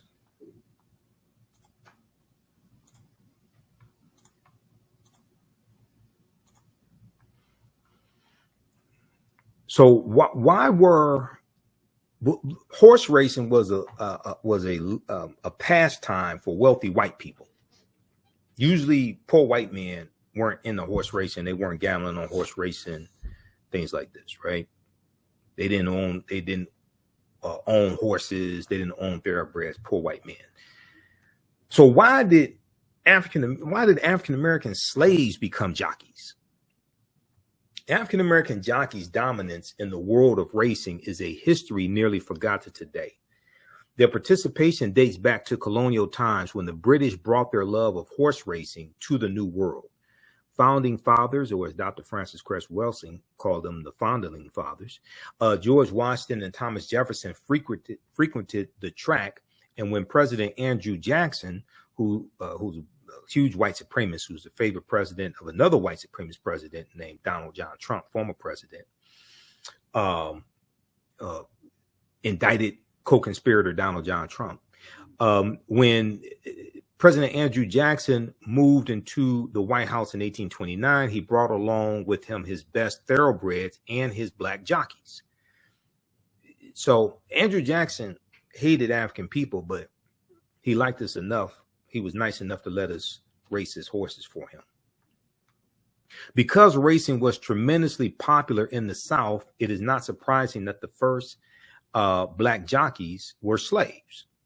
Now, this is a picture of Oliver Lewis here. But when the first Kentucky Derby ran in 1875, May 17th, 1875, 13 of the 15 jockeys were African Americans. Among the first 28 Kentucky Derby winners, 15 of them were African American jockeys. African American jockeys excelled in the sport of horse racing in the late 1800s, but by 1921 they had disappeared from the Kentucky track and would not return until Marlon St. Julian rode in the 2000 race. So the last African American jockey to win the Kentucky Derby was Jimmy Wingfield in 1902. He won it in 1901 and 1902. This is Oliver Lewis. Oliver Lewis won the first Kentucky Derby in 1875. Okay, he was 19 years old. He was a former slave, and his horse trainer's name was Ansel Williams. I think it was Ansel Williams. And he was an older African-American man and a former slave also. Oliver Lewis won the very first Kentucky Derby in 1875 aboard Aristides, the horse Aristides. In addition to this famous first, Oliver Lewis became an analyzer of racing data. His work became very influential in the forming of modern race charts. So the derbymuseum.org has a lot of historical information. This is Jimmy Wingfield. He's a two-time Kentucky Derby racer. 1901, at age 19, Jimmy Wingfield captured his first Kentucky Derby title astride a horse named Eminence. He went on to win 160 races that year. 161 races Jimmy Wingfield won in 1901, including key victories in the Latonia Derby on Hernando and Tennessee Derby, where he rode Royal Victor. Okay, and he's going to go on to race internationally, win a lot of the top races in Europe. So he won he was the last African American jockey to win a Kentucky Derby that was in 1902. You have William Walker, He was a Kentucky Derby winner as well. And he turns pro at 17. I think he was 17 years old when he turns pro. He wins the Kentucky Derby in 1877. You have Isaac Murphy. Isaac Murphy won the Kentucky Derby 3 times, 1884, 1890, and 1891. Okay, so there's a whole deep, rich history of African-American jockeys that is largely forgotten, All right. Now, let's go back to this one here. Main presentation.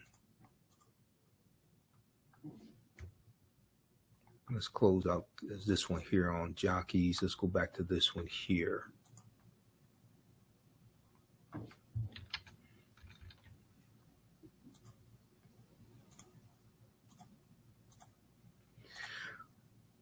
All right, now, so skilled trades. Let's look at the labor union of the late 1800s. And there's a book that I'm referencing also called How White Folks Got So Rich: The Untold Story of American White Supremacy, the 3rd edition. How White Folks Got So Rich: The Untold Story of American White Supremacy. Check out this book. It's a small but powerful book. And it's similar to Black Labor, White Wealth by Dr. Claude Anderson, who's one of my teachers also, Dr. Claude Anderson.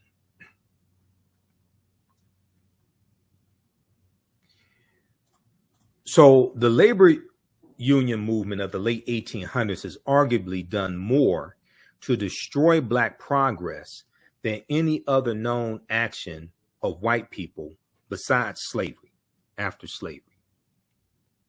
Yet it is almost totally invisible in African American history. The union movement was specifically designed to do, number one, do 2 main things. Number one, remove African Americans from their jobs in the skilled trades which we dominated.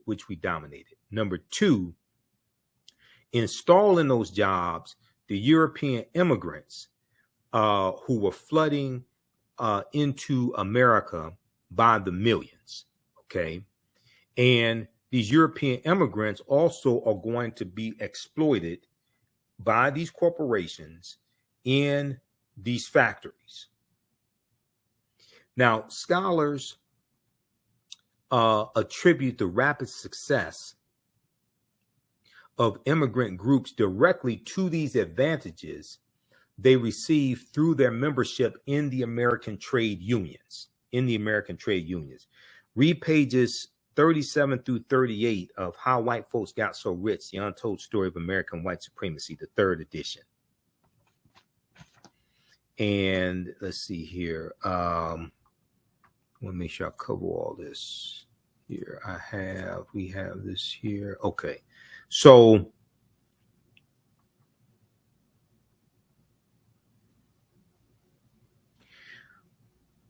let me see, we want to pick this up here. I'm looking at my notes. Okay, let me go to my notes here for this.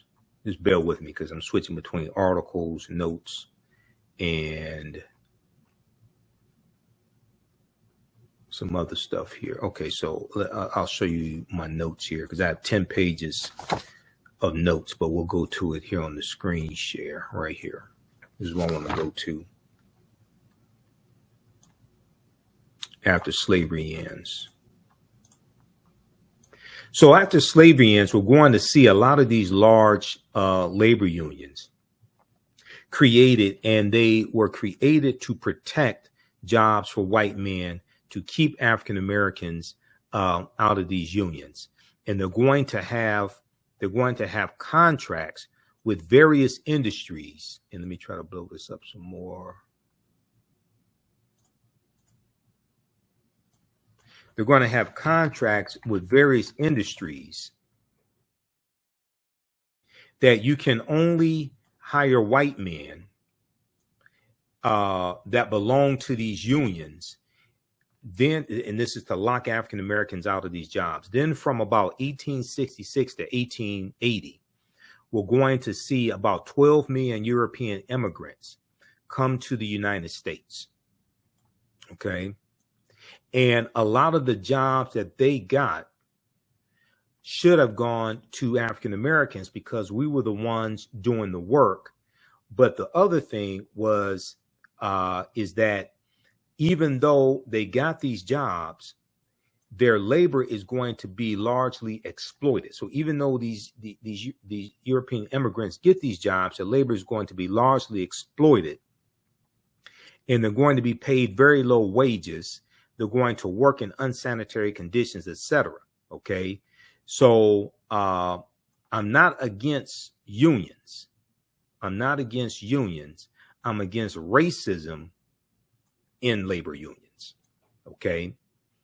Once African Americans are able to get into labor unions, fight against racism to various degrees, labor unions are going to help to create an African American middle class. But it was a hard fight. Okay.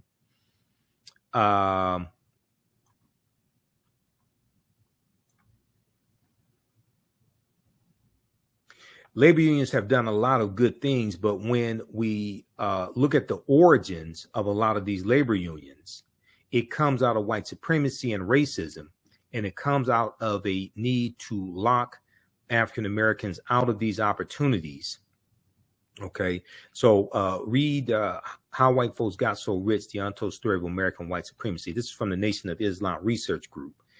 And it's very well documented that they talk about how the labor union movement of the late 1880s has arguably done more to destroy Black progress than any other known action of white people outside of slavery. But this is largely left out of history. Okay. Now, so we talked about that. While historians have misrepresented Blacks in slavery as being mere field hands, African Americans held a virtual monopoly on almost all skilled and unskilled labor. Okay, we were the engineers, shipbuilders, tailors, shoemakers, carpenters, etc.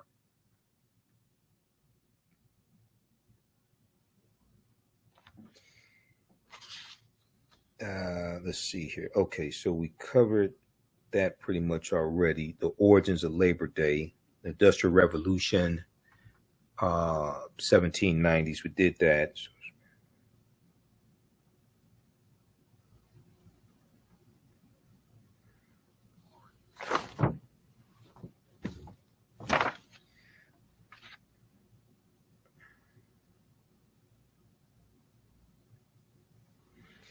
So as manufacturing increasingly replaces an agricultural basis, as the wellspring of American employment, labor unions, which had first appeared in the late 18th century, which is the late 1700s, we're going to first see labor unions we're going to see a lot of small labor unions. Then they're going to grow more prominent after slavery ends. And they become more vocal because you're replacing a agricultural basis with a manufacturing basis.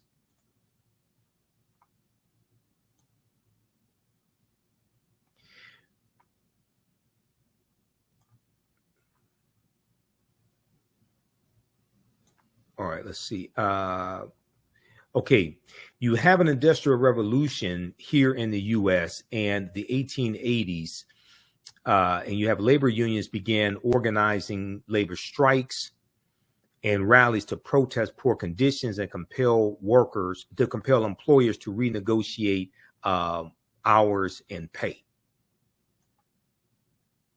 Many of these events turned violent during the period of time, including the infamous Haymarket riot of 1886, in which several Chicago policemen and workers were killed.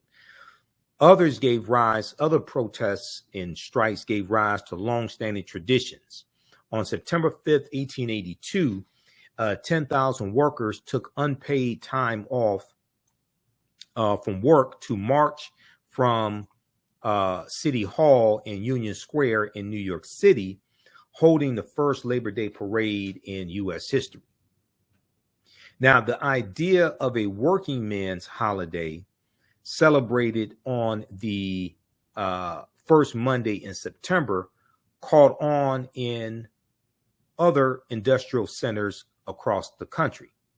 And many states passed legislation recognizing it. Congress would not legalize the holiday until 12 years later, in 1884, when a watershed moment in American labor history brought workers' rights squarely into public's view. Okay. And this was the Pullman Car Company Strike by the Pullman workers. Okay. Now, the Pullman Porters, who were African American, the Pullman Porters were not allowed to strike because they were not allowed to join the union. When we look at George Pullman, and this history on George Pullman is fascinating, and this is going to be this ties into the Panic of 1893, which we talked about in the beginning of this presentation. So George Pullman founds the Pullman Palace Car Company in Chicago in 1867. He's also going to actually found a town called Pullman, Illinois, where his workers are going to live. And he's going to found a bank in Pullman, Illinois as well. So George Pullman is going to cut wages as rents continue during the Panic of 1893. Cuts to wages and rents endure. Despite growing tensions among George Pullman's workers, George Pullman's vision of a paternalistic community organized around a factory fascinated the American public for a time. When Chicago hosted the Columbian Exposition, the World's Fair of 1893, international visitors flocked to see the model town created by George Pullman. So his workers lived in quarters that George Pullman owned. Rent was taken directly out of their paychecks. Okay. Things changed dramatically with the Panic of 1893, which was a severe financial depression that affected the American economy. George Pullman is going to cut the wages of his workers by 1/3, but he refused to lower the rent of his workers in the company housing that he owned. He cuts wages by 33%, but he did not cut their rent.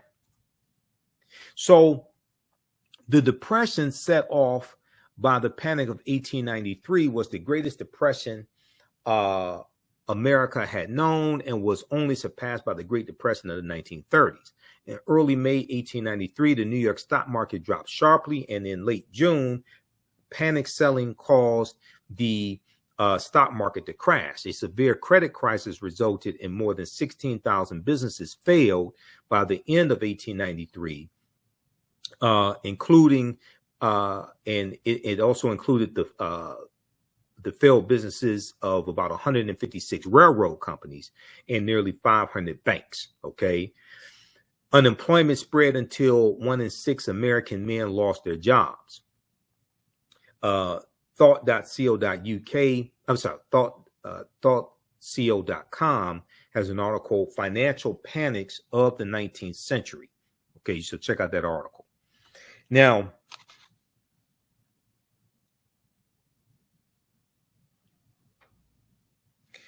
the town just outside of Chicago had been built as a utopian for George Pullman's workers. And I'm going to go back to my notes for this here.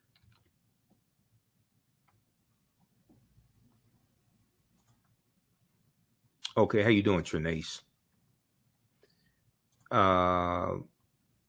Let's see here. Let's flip over to this.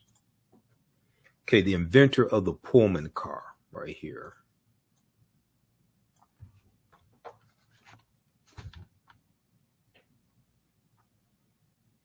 Okay, so George Pullman, who was the inventor of the Pullman car, which was a sleeping car on railroads that, you know, because people are traveling across the country. They're not flying at this time. They're traveling across the country by railroad. Okay. He was born in 1831 in upstate New York. He was the son of a carpenter. He learned carpentry himself and moved to Chicago, Illinois in the late 1850s. During the Civil War, George Pullman began building a new kind of railroad passenger car, passenger car, which had berths for passengers to sleep. Pullman's cars became popular with the railroads, and in 1867, he formed the Pullman Palace Car Company, Okay. He was the creator of the railroad sleeping car, and he's going to found a town in Pullman, Illinois for his, he's going to found a town in Illinois called Pullman, Illinois. He founded this town for his employees. The town just outside of Chicago had been built as a utopian home for George Pullman's workers, but the utopia was designed to serve George Pullman above all others, according to PBS.org, Public Broadcasting System. Quote, its residents all worked for the Pullman Company, PBS notes. Quote, their paychecks drawn from Pullman Bank, because he owned a bank, and their rent set by George Pullman deducted automatically from their weekly paychecks, end quote. From 1880 to 1893, all seemed well in Pullman Town until an economic depression prompted George Pullman to cut his employees' wages, even though their rents remained the same. The workers walked out. In solidarity, members of the American Railway Union, founded by fiery socialist Eugene Debs, according to Time magazine, the American Railway Company took up the cause of the George Pullman workers who are striking, and the 150,000 members of the American Railway Union refused to work on trains carrying George Pullman's sleeping cars, prompting a nationwide transportation nightmare. Now, you may have heard the name Eugene Debs recently in the media behind the indictments of Donald Trump, because people are saying that Donald Trump can still run for president from prison. And a precedence for this would be when Eugene Debs ran for president of he ran for United States president representing the Socialist Party, and he ran for president from prison. So when you hear about Eugene Debs, the socialist, running for president from prison, this is who they're talking about. Eugene Debs was the president of the American Railway Union, who joined in 1893, his union joined along with the Pullman worker strikers in this strike against George Pullman.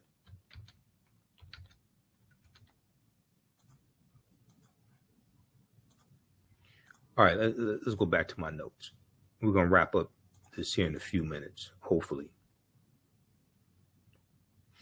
In the early 1880s, as his company prospered and his factories grew, Pullman began planning a town. Okay, so he built the town. He had a theater in the town, etc. Saloons, dance halls, and other establishments that would have been frequented by working class Americans of that time were not allowed in the city limits of Pullman, Illinois. And it was widely believed that company spies kept a watchful eye on the workers during their hours off the job. The intrusiveness of management in the private lives of workers naturally became a source of resentment. Okay, now, so we have this Panic of 1893. Read the article, Financial Panics of the 19th Century, from thoughtco.com. Orders for railroad sleeping cars declined, and George Pullman was forced to lay off hundreds of employees. Those who remained endured wage cuts, even while rents in George Pullman, in Pullman Town, Pullman, Illinois, remained consistent. Take-home paychecks plummeted. And so the employees walked out, demanding lower rents and higher pay. The American Railway Union, led by socialist Eugene V. Debs, came to the cause of the striking workers, and railroad workers across the nation boycotted trains carrying George Pullman's cars. Rioting, pillaging, and burning of railroad cars soon ensued. Mobs of non-union workers joined in. Okay, so the Pullman worker strike spreads nationwide. Outraged by the strike at his factories, George Pullman closed the plant, determined to wait out the workers. Pullman's stubborn strategy might have worked except for the American Railway Union members who joined in the strike. Now, the strike instantly became a national issue, and President Grover Cleveland, who won the presidential election, who just been elected president again, because he's the only president to win 2 non-consecutive terms. Benjamin Harrison was the president in 1893. Then Stephen Grover Cleveland wins the election, becomes president again. President Stephen Grover Cleveland, faced with nervous railroad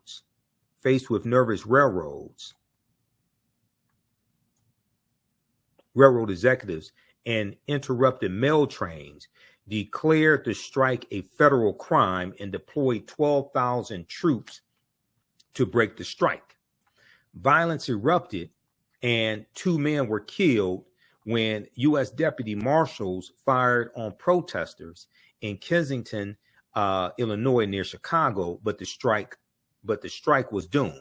On May 11th, 1894, employees of the Pullman Car Company in Chicago went on strike to protest wage cuts and the firing of union representatives. Okay. Then on June 26, 1894, the American Railway Union, led by Eugene Debs, called for the boycott of Pullman railway cars, crippling railroad traffic nationwide. To break the Pullman strike, the federal government dispatched troops to Chicago, 12,000 U.S. troops, unleashing a wave of riots that resulted in the deaths of more than a dozen workers. Okay, so there was bloodshed in the streets behind this strike, this nationwide strike.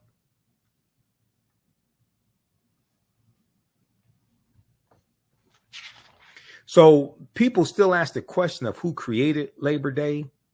We don't know exactly who created Labor Day. We do know on June 28th, 1894, President Grover Cleveland signed Labor Day into law. In the wake of this massive unrest and in an attempt to repair ties with American workers, Congress passed an act making Labor Day a legal holiday in the District of Columbia and U.S. territories.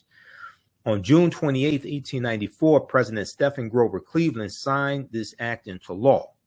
More than a century later, the true founder of Labor Day has yet to be identified. Many credit Peter J. McGuire, co-founder of the American Federation of Labor, while others have suggested that Matthew McGuire, M-A-G-U-I-R-E, a secretary of the Central Labor Union, with first proposing the holiday.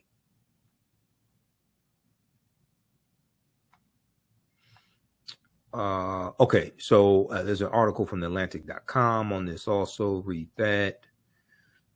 And there's a good article from Time Magazine called How a Bloody Railroad Strike Paved the Way for the First Labor Day. How a bloody railroad strike paved the way for the first Labor Day. Now, when we look more at African-American roots of Labor Day, we deal with George Pullman and the Pullman Car Company, and the fact that the African-American Pullman Porters, who many of them were former slaves, were not able to participate in this strike.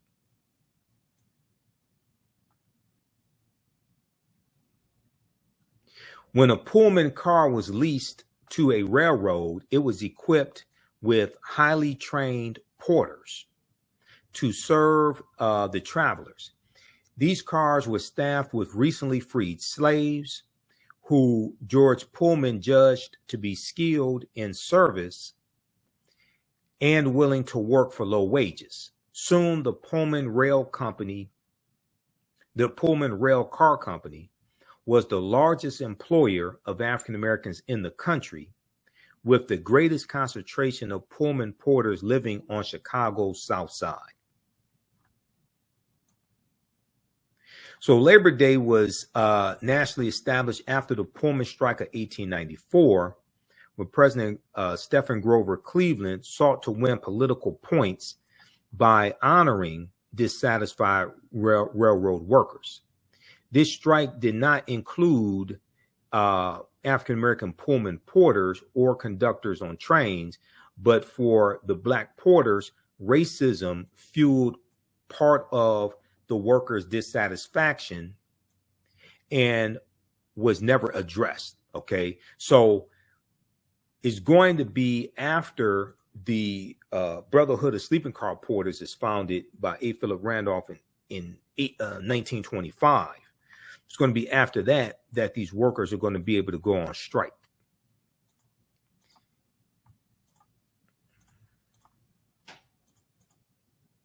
Okay, so A. Phillip Randolph and president of the Brotherhood of Sleeping Car Porters. Brotherhood of Sleeping Car Porters, also called Brotherhood of Sleeping Car Porters and Maids, M-A-I-D-S, was the first African-American labor union to be affiliated with the American Federation of Labor. It was founded in 1925 by labor organizer and civil rights activist A. Phillip Randolph, who's also a member of Phi Beta Sigma Fraternity Incorporated, my fraternity. You heard me mention that on Roland Martin Unfiltered when we talked about the 60th anniversary of the March on Washington. And I didn't agree with A. Phillip Randolph on everything. I disagreed with him on the Marcus Garvey Must Go campaign, but other things I agreed with him on. The Brotherhood of Sleeping Car Porters aim to improve the working conditions and treatment of African-American railroad porters and maids employed by the Pullman Company, by George Pullman, a manufacturer and operator of railroad cars. The BSCP, Brotherhood of Sleeping Car Porters, embodied A. Phillip Randolph's belief that segregation and racism were linked to the unfair distribution of wealth, and power that condemned tens of millions of African American and white Americans to chronic misery. Britannica.com, Encyclopedia Britannica, has a good write-up on the Brotherhood of Sleeping Car Porters. You can check that out at Britannica.com. Now, in their home neighborhoods, to be a Pullman porter was considered a prestigious position. The job offered a steady income, an opportunity to travel across America, and a life largely free of heavy physical labor, which was rare for African Americans in that era. Historian Tamil Black recounts they were good looking, clean, and immaculate in their dress. Their style was quite manly. Their language was very carefully crafted so that they had a sense of intelligence about them. They were good role models for young men. And I remember there was a documentary in the last few years about the Pullman Porters also, these African-American men. But the Porters were also mistreated, underpaid, and subjected to countless indignities on the job. A Pullman, quote, a Pullman porter was really kind of a glorified hotel maid and bellhop in what George Pullman called a hotel on wheels. And what George Pullman called a hotel on wheels explains former Pullman porter and historian Greg Leroy. Read the article from blackpast.org called Brotherhood of Sleeping Car Porters, Brotherhood of Sleeping Car Porters, that breaks down this history. And blackpast.org, they have about 6,000 pages of articles dealing with African history and African American history. So that's one of the sources I use in my classes. If you go back to my notes here quickly, this is on page 7 of my notes. Let's see, where are we here? The Pullman Company, I want to go to this citation here. Where are we? Right here. Okay. So the Pullman Company just thought of the porters as a piece of equipment, just like another button on a panel.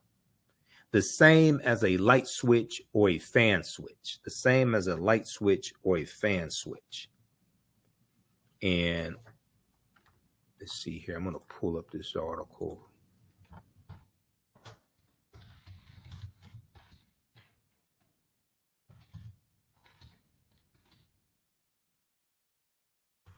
Blackpast.org.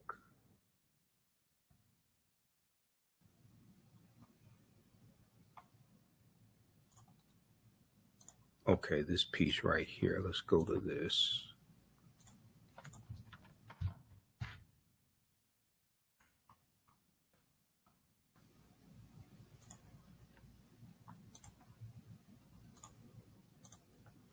Brotherhood of Sleeping Car Porters, 1925 to 1978.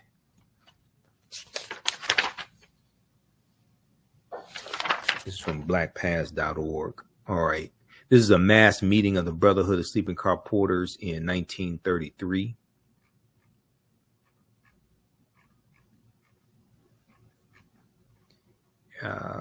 Let's see. I want...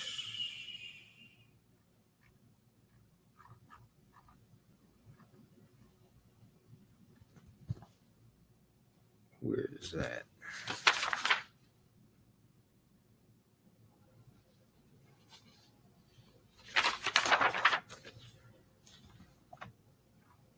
Okay, I'm not sure what that is. Okay, check out this article here. I'm just going to go back to my notes. I'm trying to show you the actual article, but Brotherhood of Sleeping Car Porters, is that the same thing? Okay, I'll just go back to my notes on this.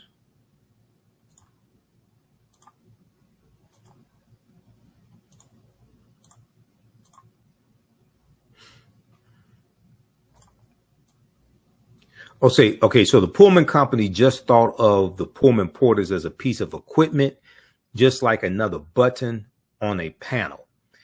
The same as a light switch or a fan switch, end quote. George Pullman demanded 400 hours a month or 11,000 miles. Okay, 400 hours a month or 11,000 miles from his Pullman Porters, sometimes as much as 20 hours at a stretch, and he paid them ridiculously low wages. So in 1926, an average, they were paid an average of $810 a year in 1926. That's about 7,500 in today's dollars. Quote, it did not pay a livable wage, but they made a living with tips that they got because the salary was nothing, says Lynn Hughes of the A. Phillip Randolph Pullman Porter Museum, the A. Phillip Randolph Pullman Porter Museum.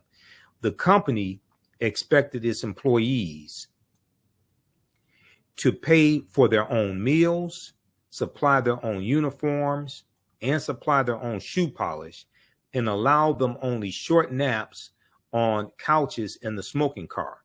Disgruntled Pullman porters began to question the situation and decided to take on the enormously powerful company.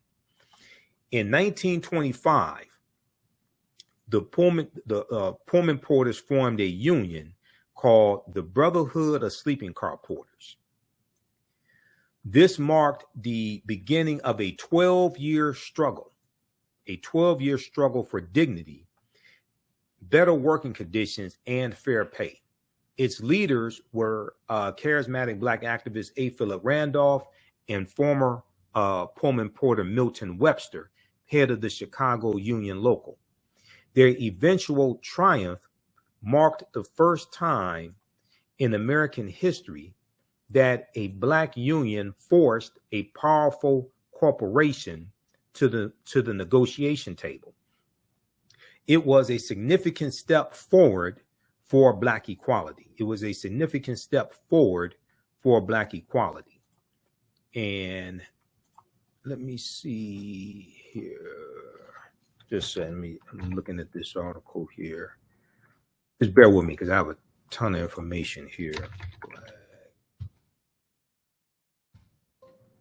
Okay, that's from a different article. I think this had to be the article from Public Broadcasting System from pbs.org. That's what that is.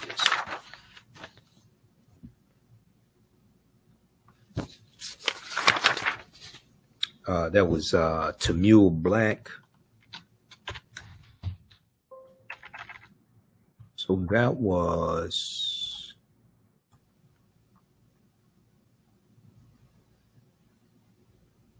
Brotherhood Sleeping Car Porters. Regular.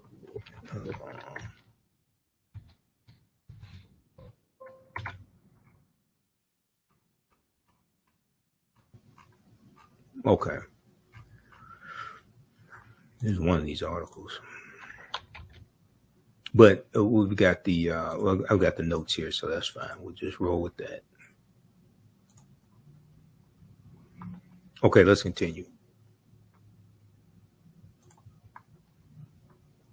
Their eventual triumph marked the first time in American history that a Black union forced a powerful corporation to the negotiation table. It was a significant step forward for Black equality.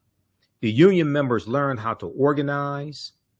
They discovered that even in a time of great prejudice in America, Blacks could effect change if they stood together. Okay, so this was like something like really, really important that I gathered from this in researching this history back when I originally did this presentation, like in 2019. I was researching all this history. This is an example of African Americans working together for an extended period of time. This is before the modern day civil rights movement. The modern day civil rights movement partly has its roots in the Brotherhood of Sleeping Car Porters, the organization, and their 12-year strike that they had. Okay, that 12-year fight that they had. They would later apply these techniques to the civil rights movement.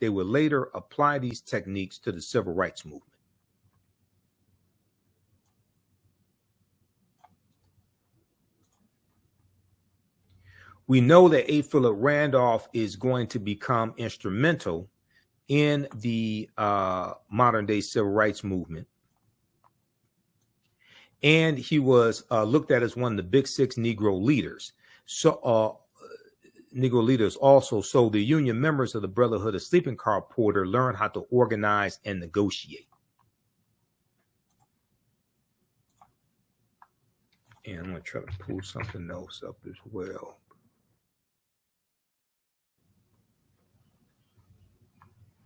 Okay. All right.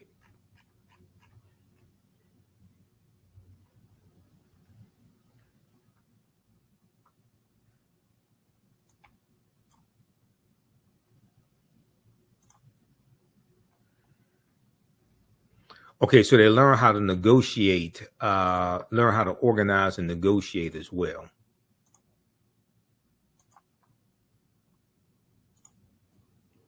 And let me pull this up here.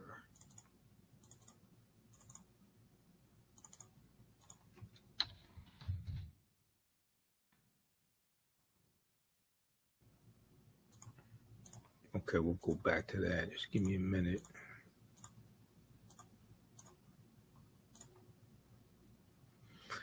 All right.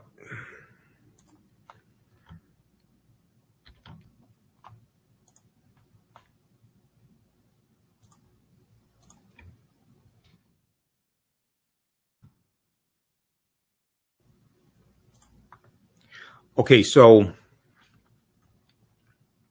we know that A. Phillip Randolph becomes one of what's known as the Big Six Negro leaders, Big Six African-American leaders during the modern day civil rights movement.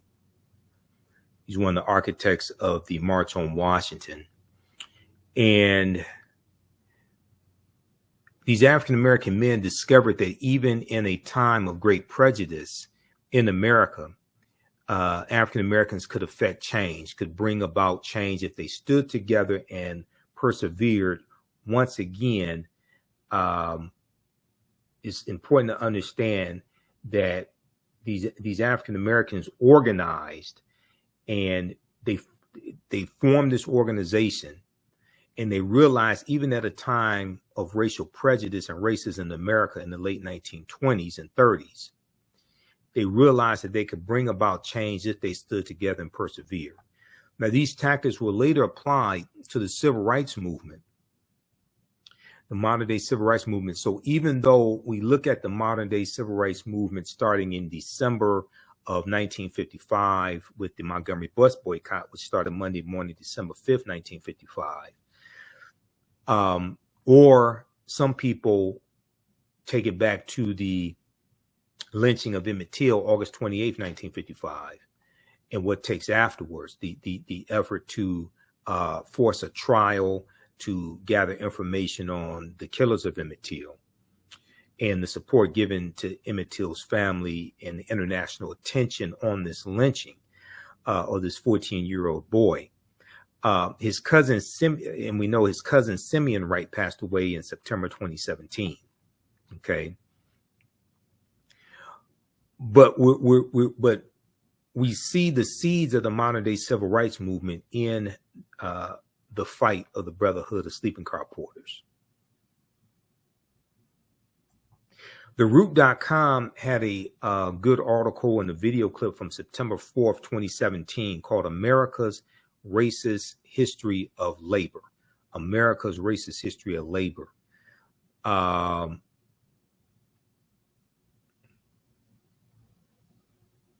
So you can check that out also, America's Racist History of Labor.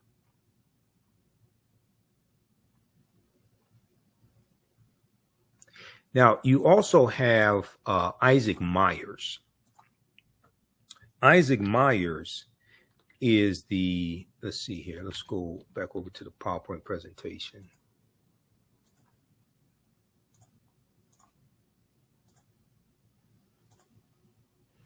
Isaac Myers was the president of the Colored National Labor Union in 1869. Colored National Labor Union.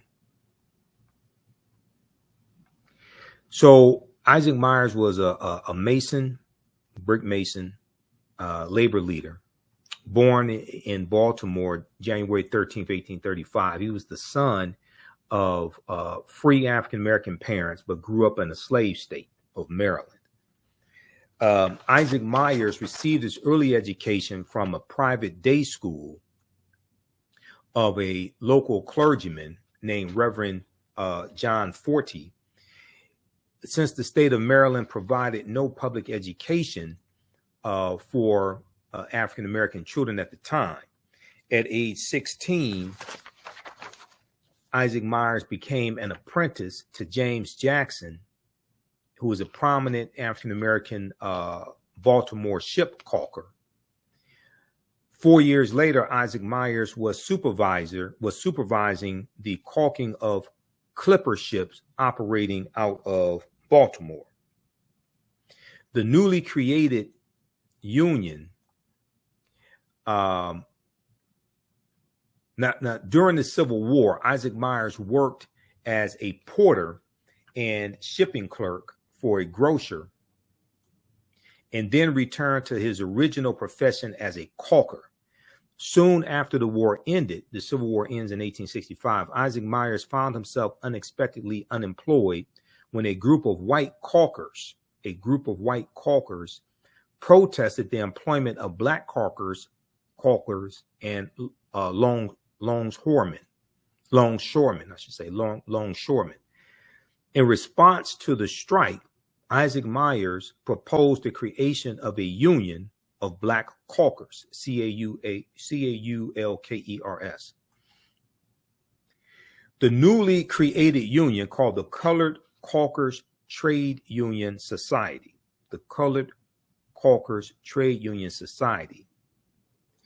decided to form a cooperative company that would own a shipyard and railroad. Okay, and we have a deep, rich history of cooperatives, cooperative economics. Dr. Jessica Gordon Nimhard's book, Collective Courage, breaks down this history. This is one of the books that we use in my online history classes. Also, this book here, Collective Courage, A History of African-American Cooperative Economic Thought and Practice. Collective Courage, A History of Cooperative Economic Thought and Practice by Jessica Gordon Nimhard. And the concept of the cooperatives, these were principles that we brought with us from Africa.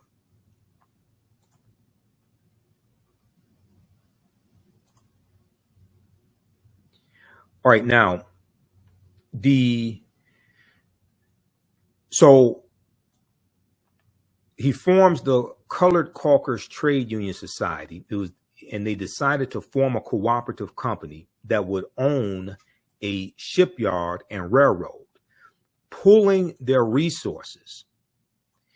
The workers issued stock and quickly raised $10,000 in subscriptions among Black Baltimore residents. They also borrowed another $30,000, and on February 12, 1866, they purchased a shipyard and railway, which they named the Chesapeake Marine Railway, which was a dry dock company. Okay, so they did this in 1866. All right, blackpast.org has a good article on Isaac Myers, and I'm going to go to that here.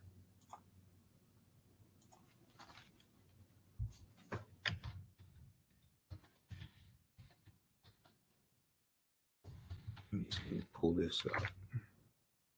Isaac Myers.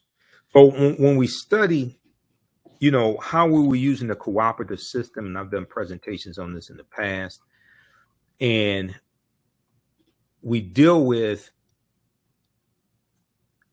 this is how we engaged in economics.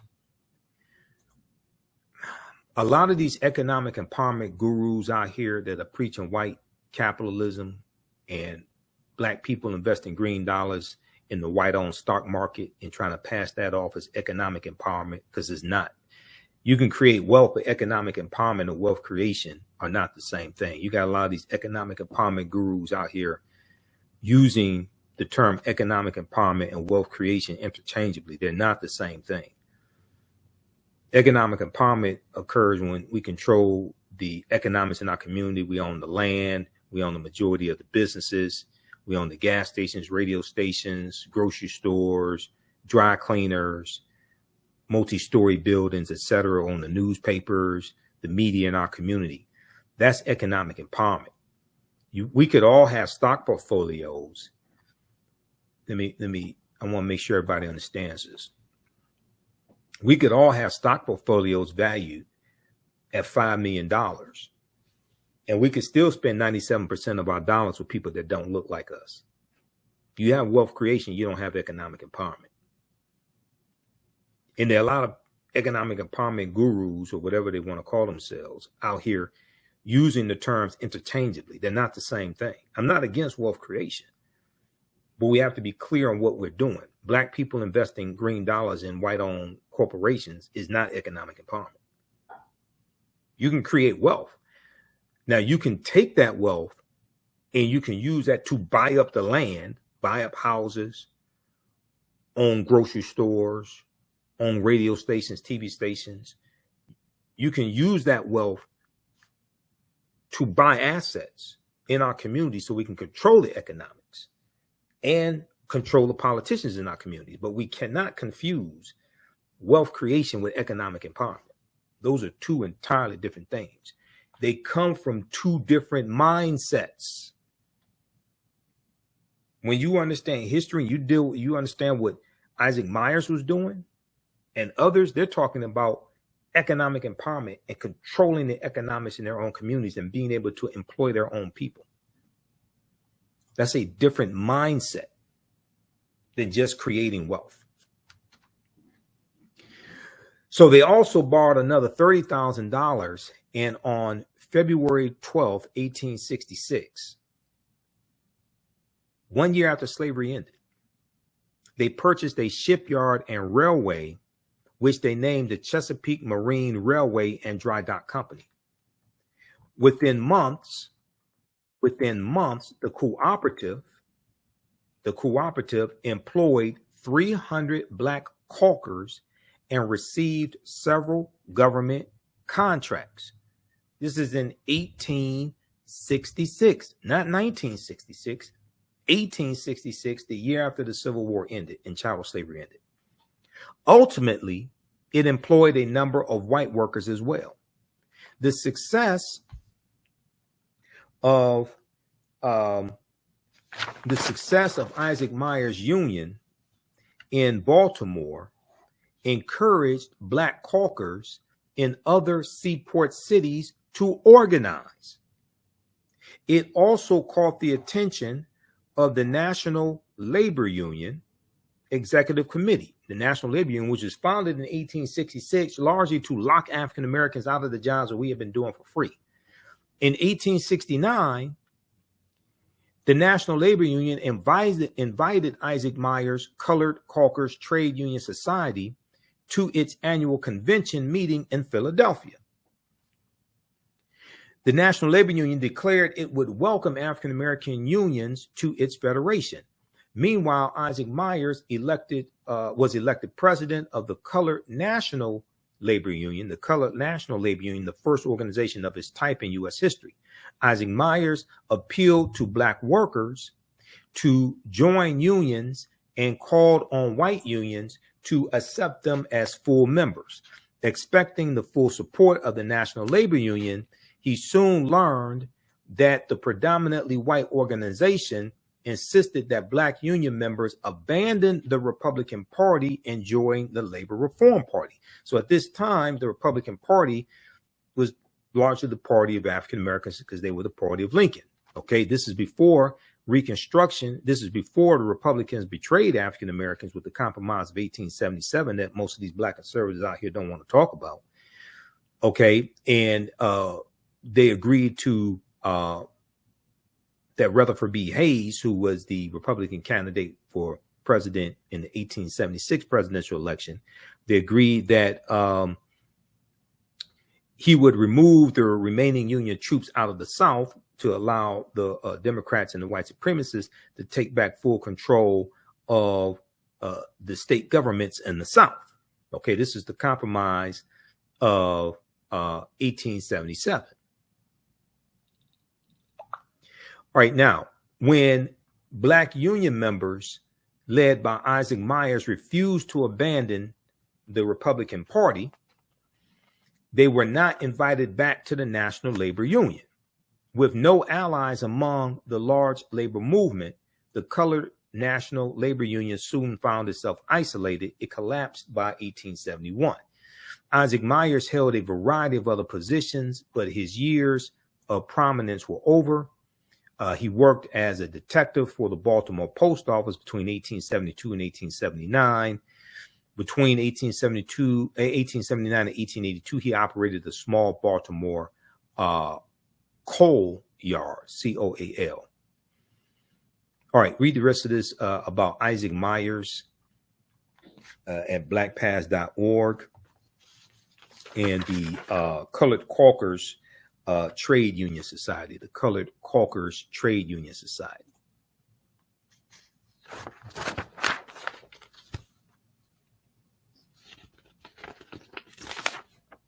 Now, Frederick Douglass was vice president of a colored labor union. Where is that? Right here. The Colored National Labor Union, 1872. He's going to become president. He was vice president of a colored labor union and becomes president of one. Also becomes president of one as well. So blackpast.org has some information on that, and I had where's that article? I had some information on that dealing with Frederick Douglass also. There is a good article from newsone.com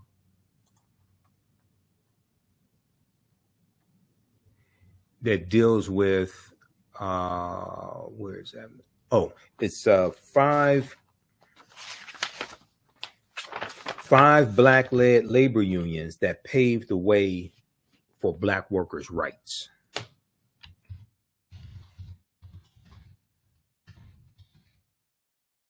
Yeah, 5 black-led labor unions that paved the way for black workers' rights. So check this out from newsone.com. This is a good article.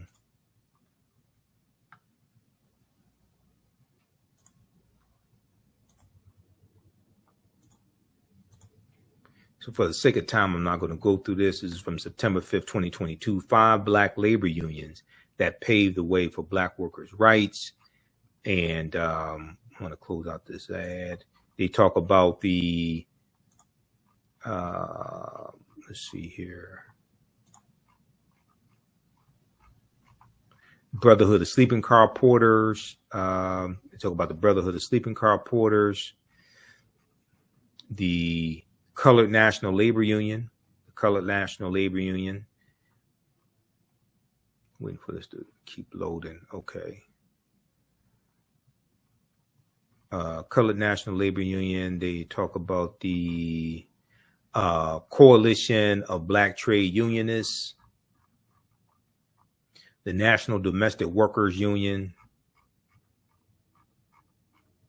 and the American League of Colored Laborers. The American League of Colored Laborers, okay, led by Frederick Douglass, created in 1850.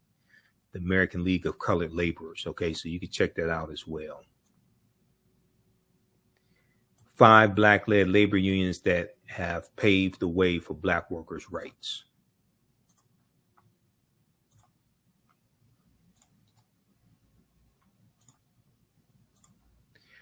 Okay, so I think that's everything. I know I had a lot of information. It's a deep history, and a lot of this history does not get covered in especially mainstream media when they talk about Labor Day even if they mention African Americans, a lot of this stuff does not get covered.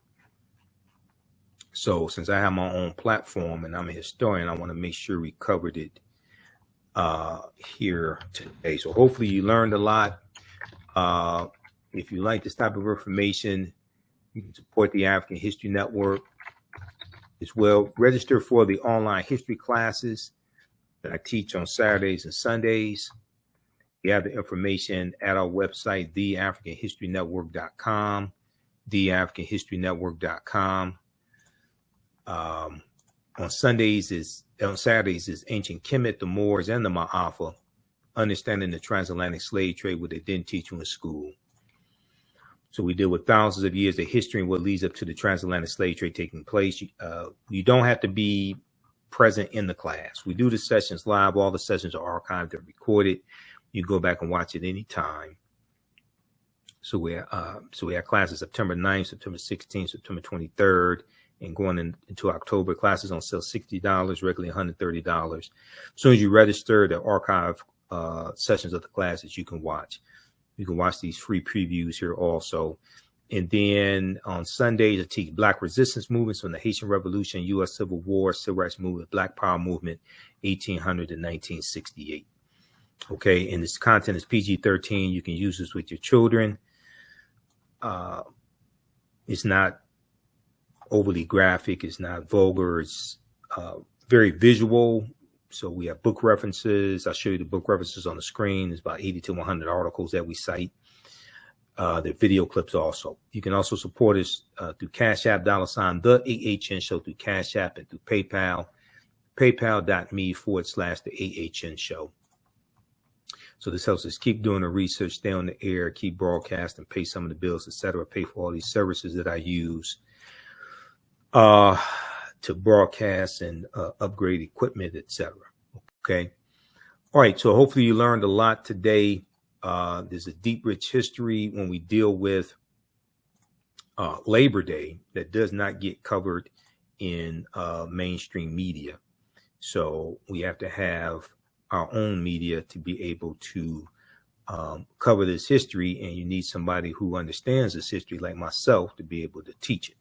Okay, so definitely appreciate the support. Give us a thumbs up, give us a heart, give us a like on this broadcast. Follow us on our YouTube channel, Michael Imhotep, IMHOTEP. Turn on live notifications so you know when we go live. Turn on and hit the bell so you know when we upload new videos. Subscribe there and follow us on our Facebook fan page, The African History Network, The African History Network. Turn on live notifications there also. Okay. Hopefully you learned a lot. Hope to see you in class. Remember, right now it's corrects wrong behavior. It's not over till we win. Wakanda forever. And we'll talk to you next time. Peace.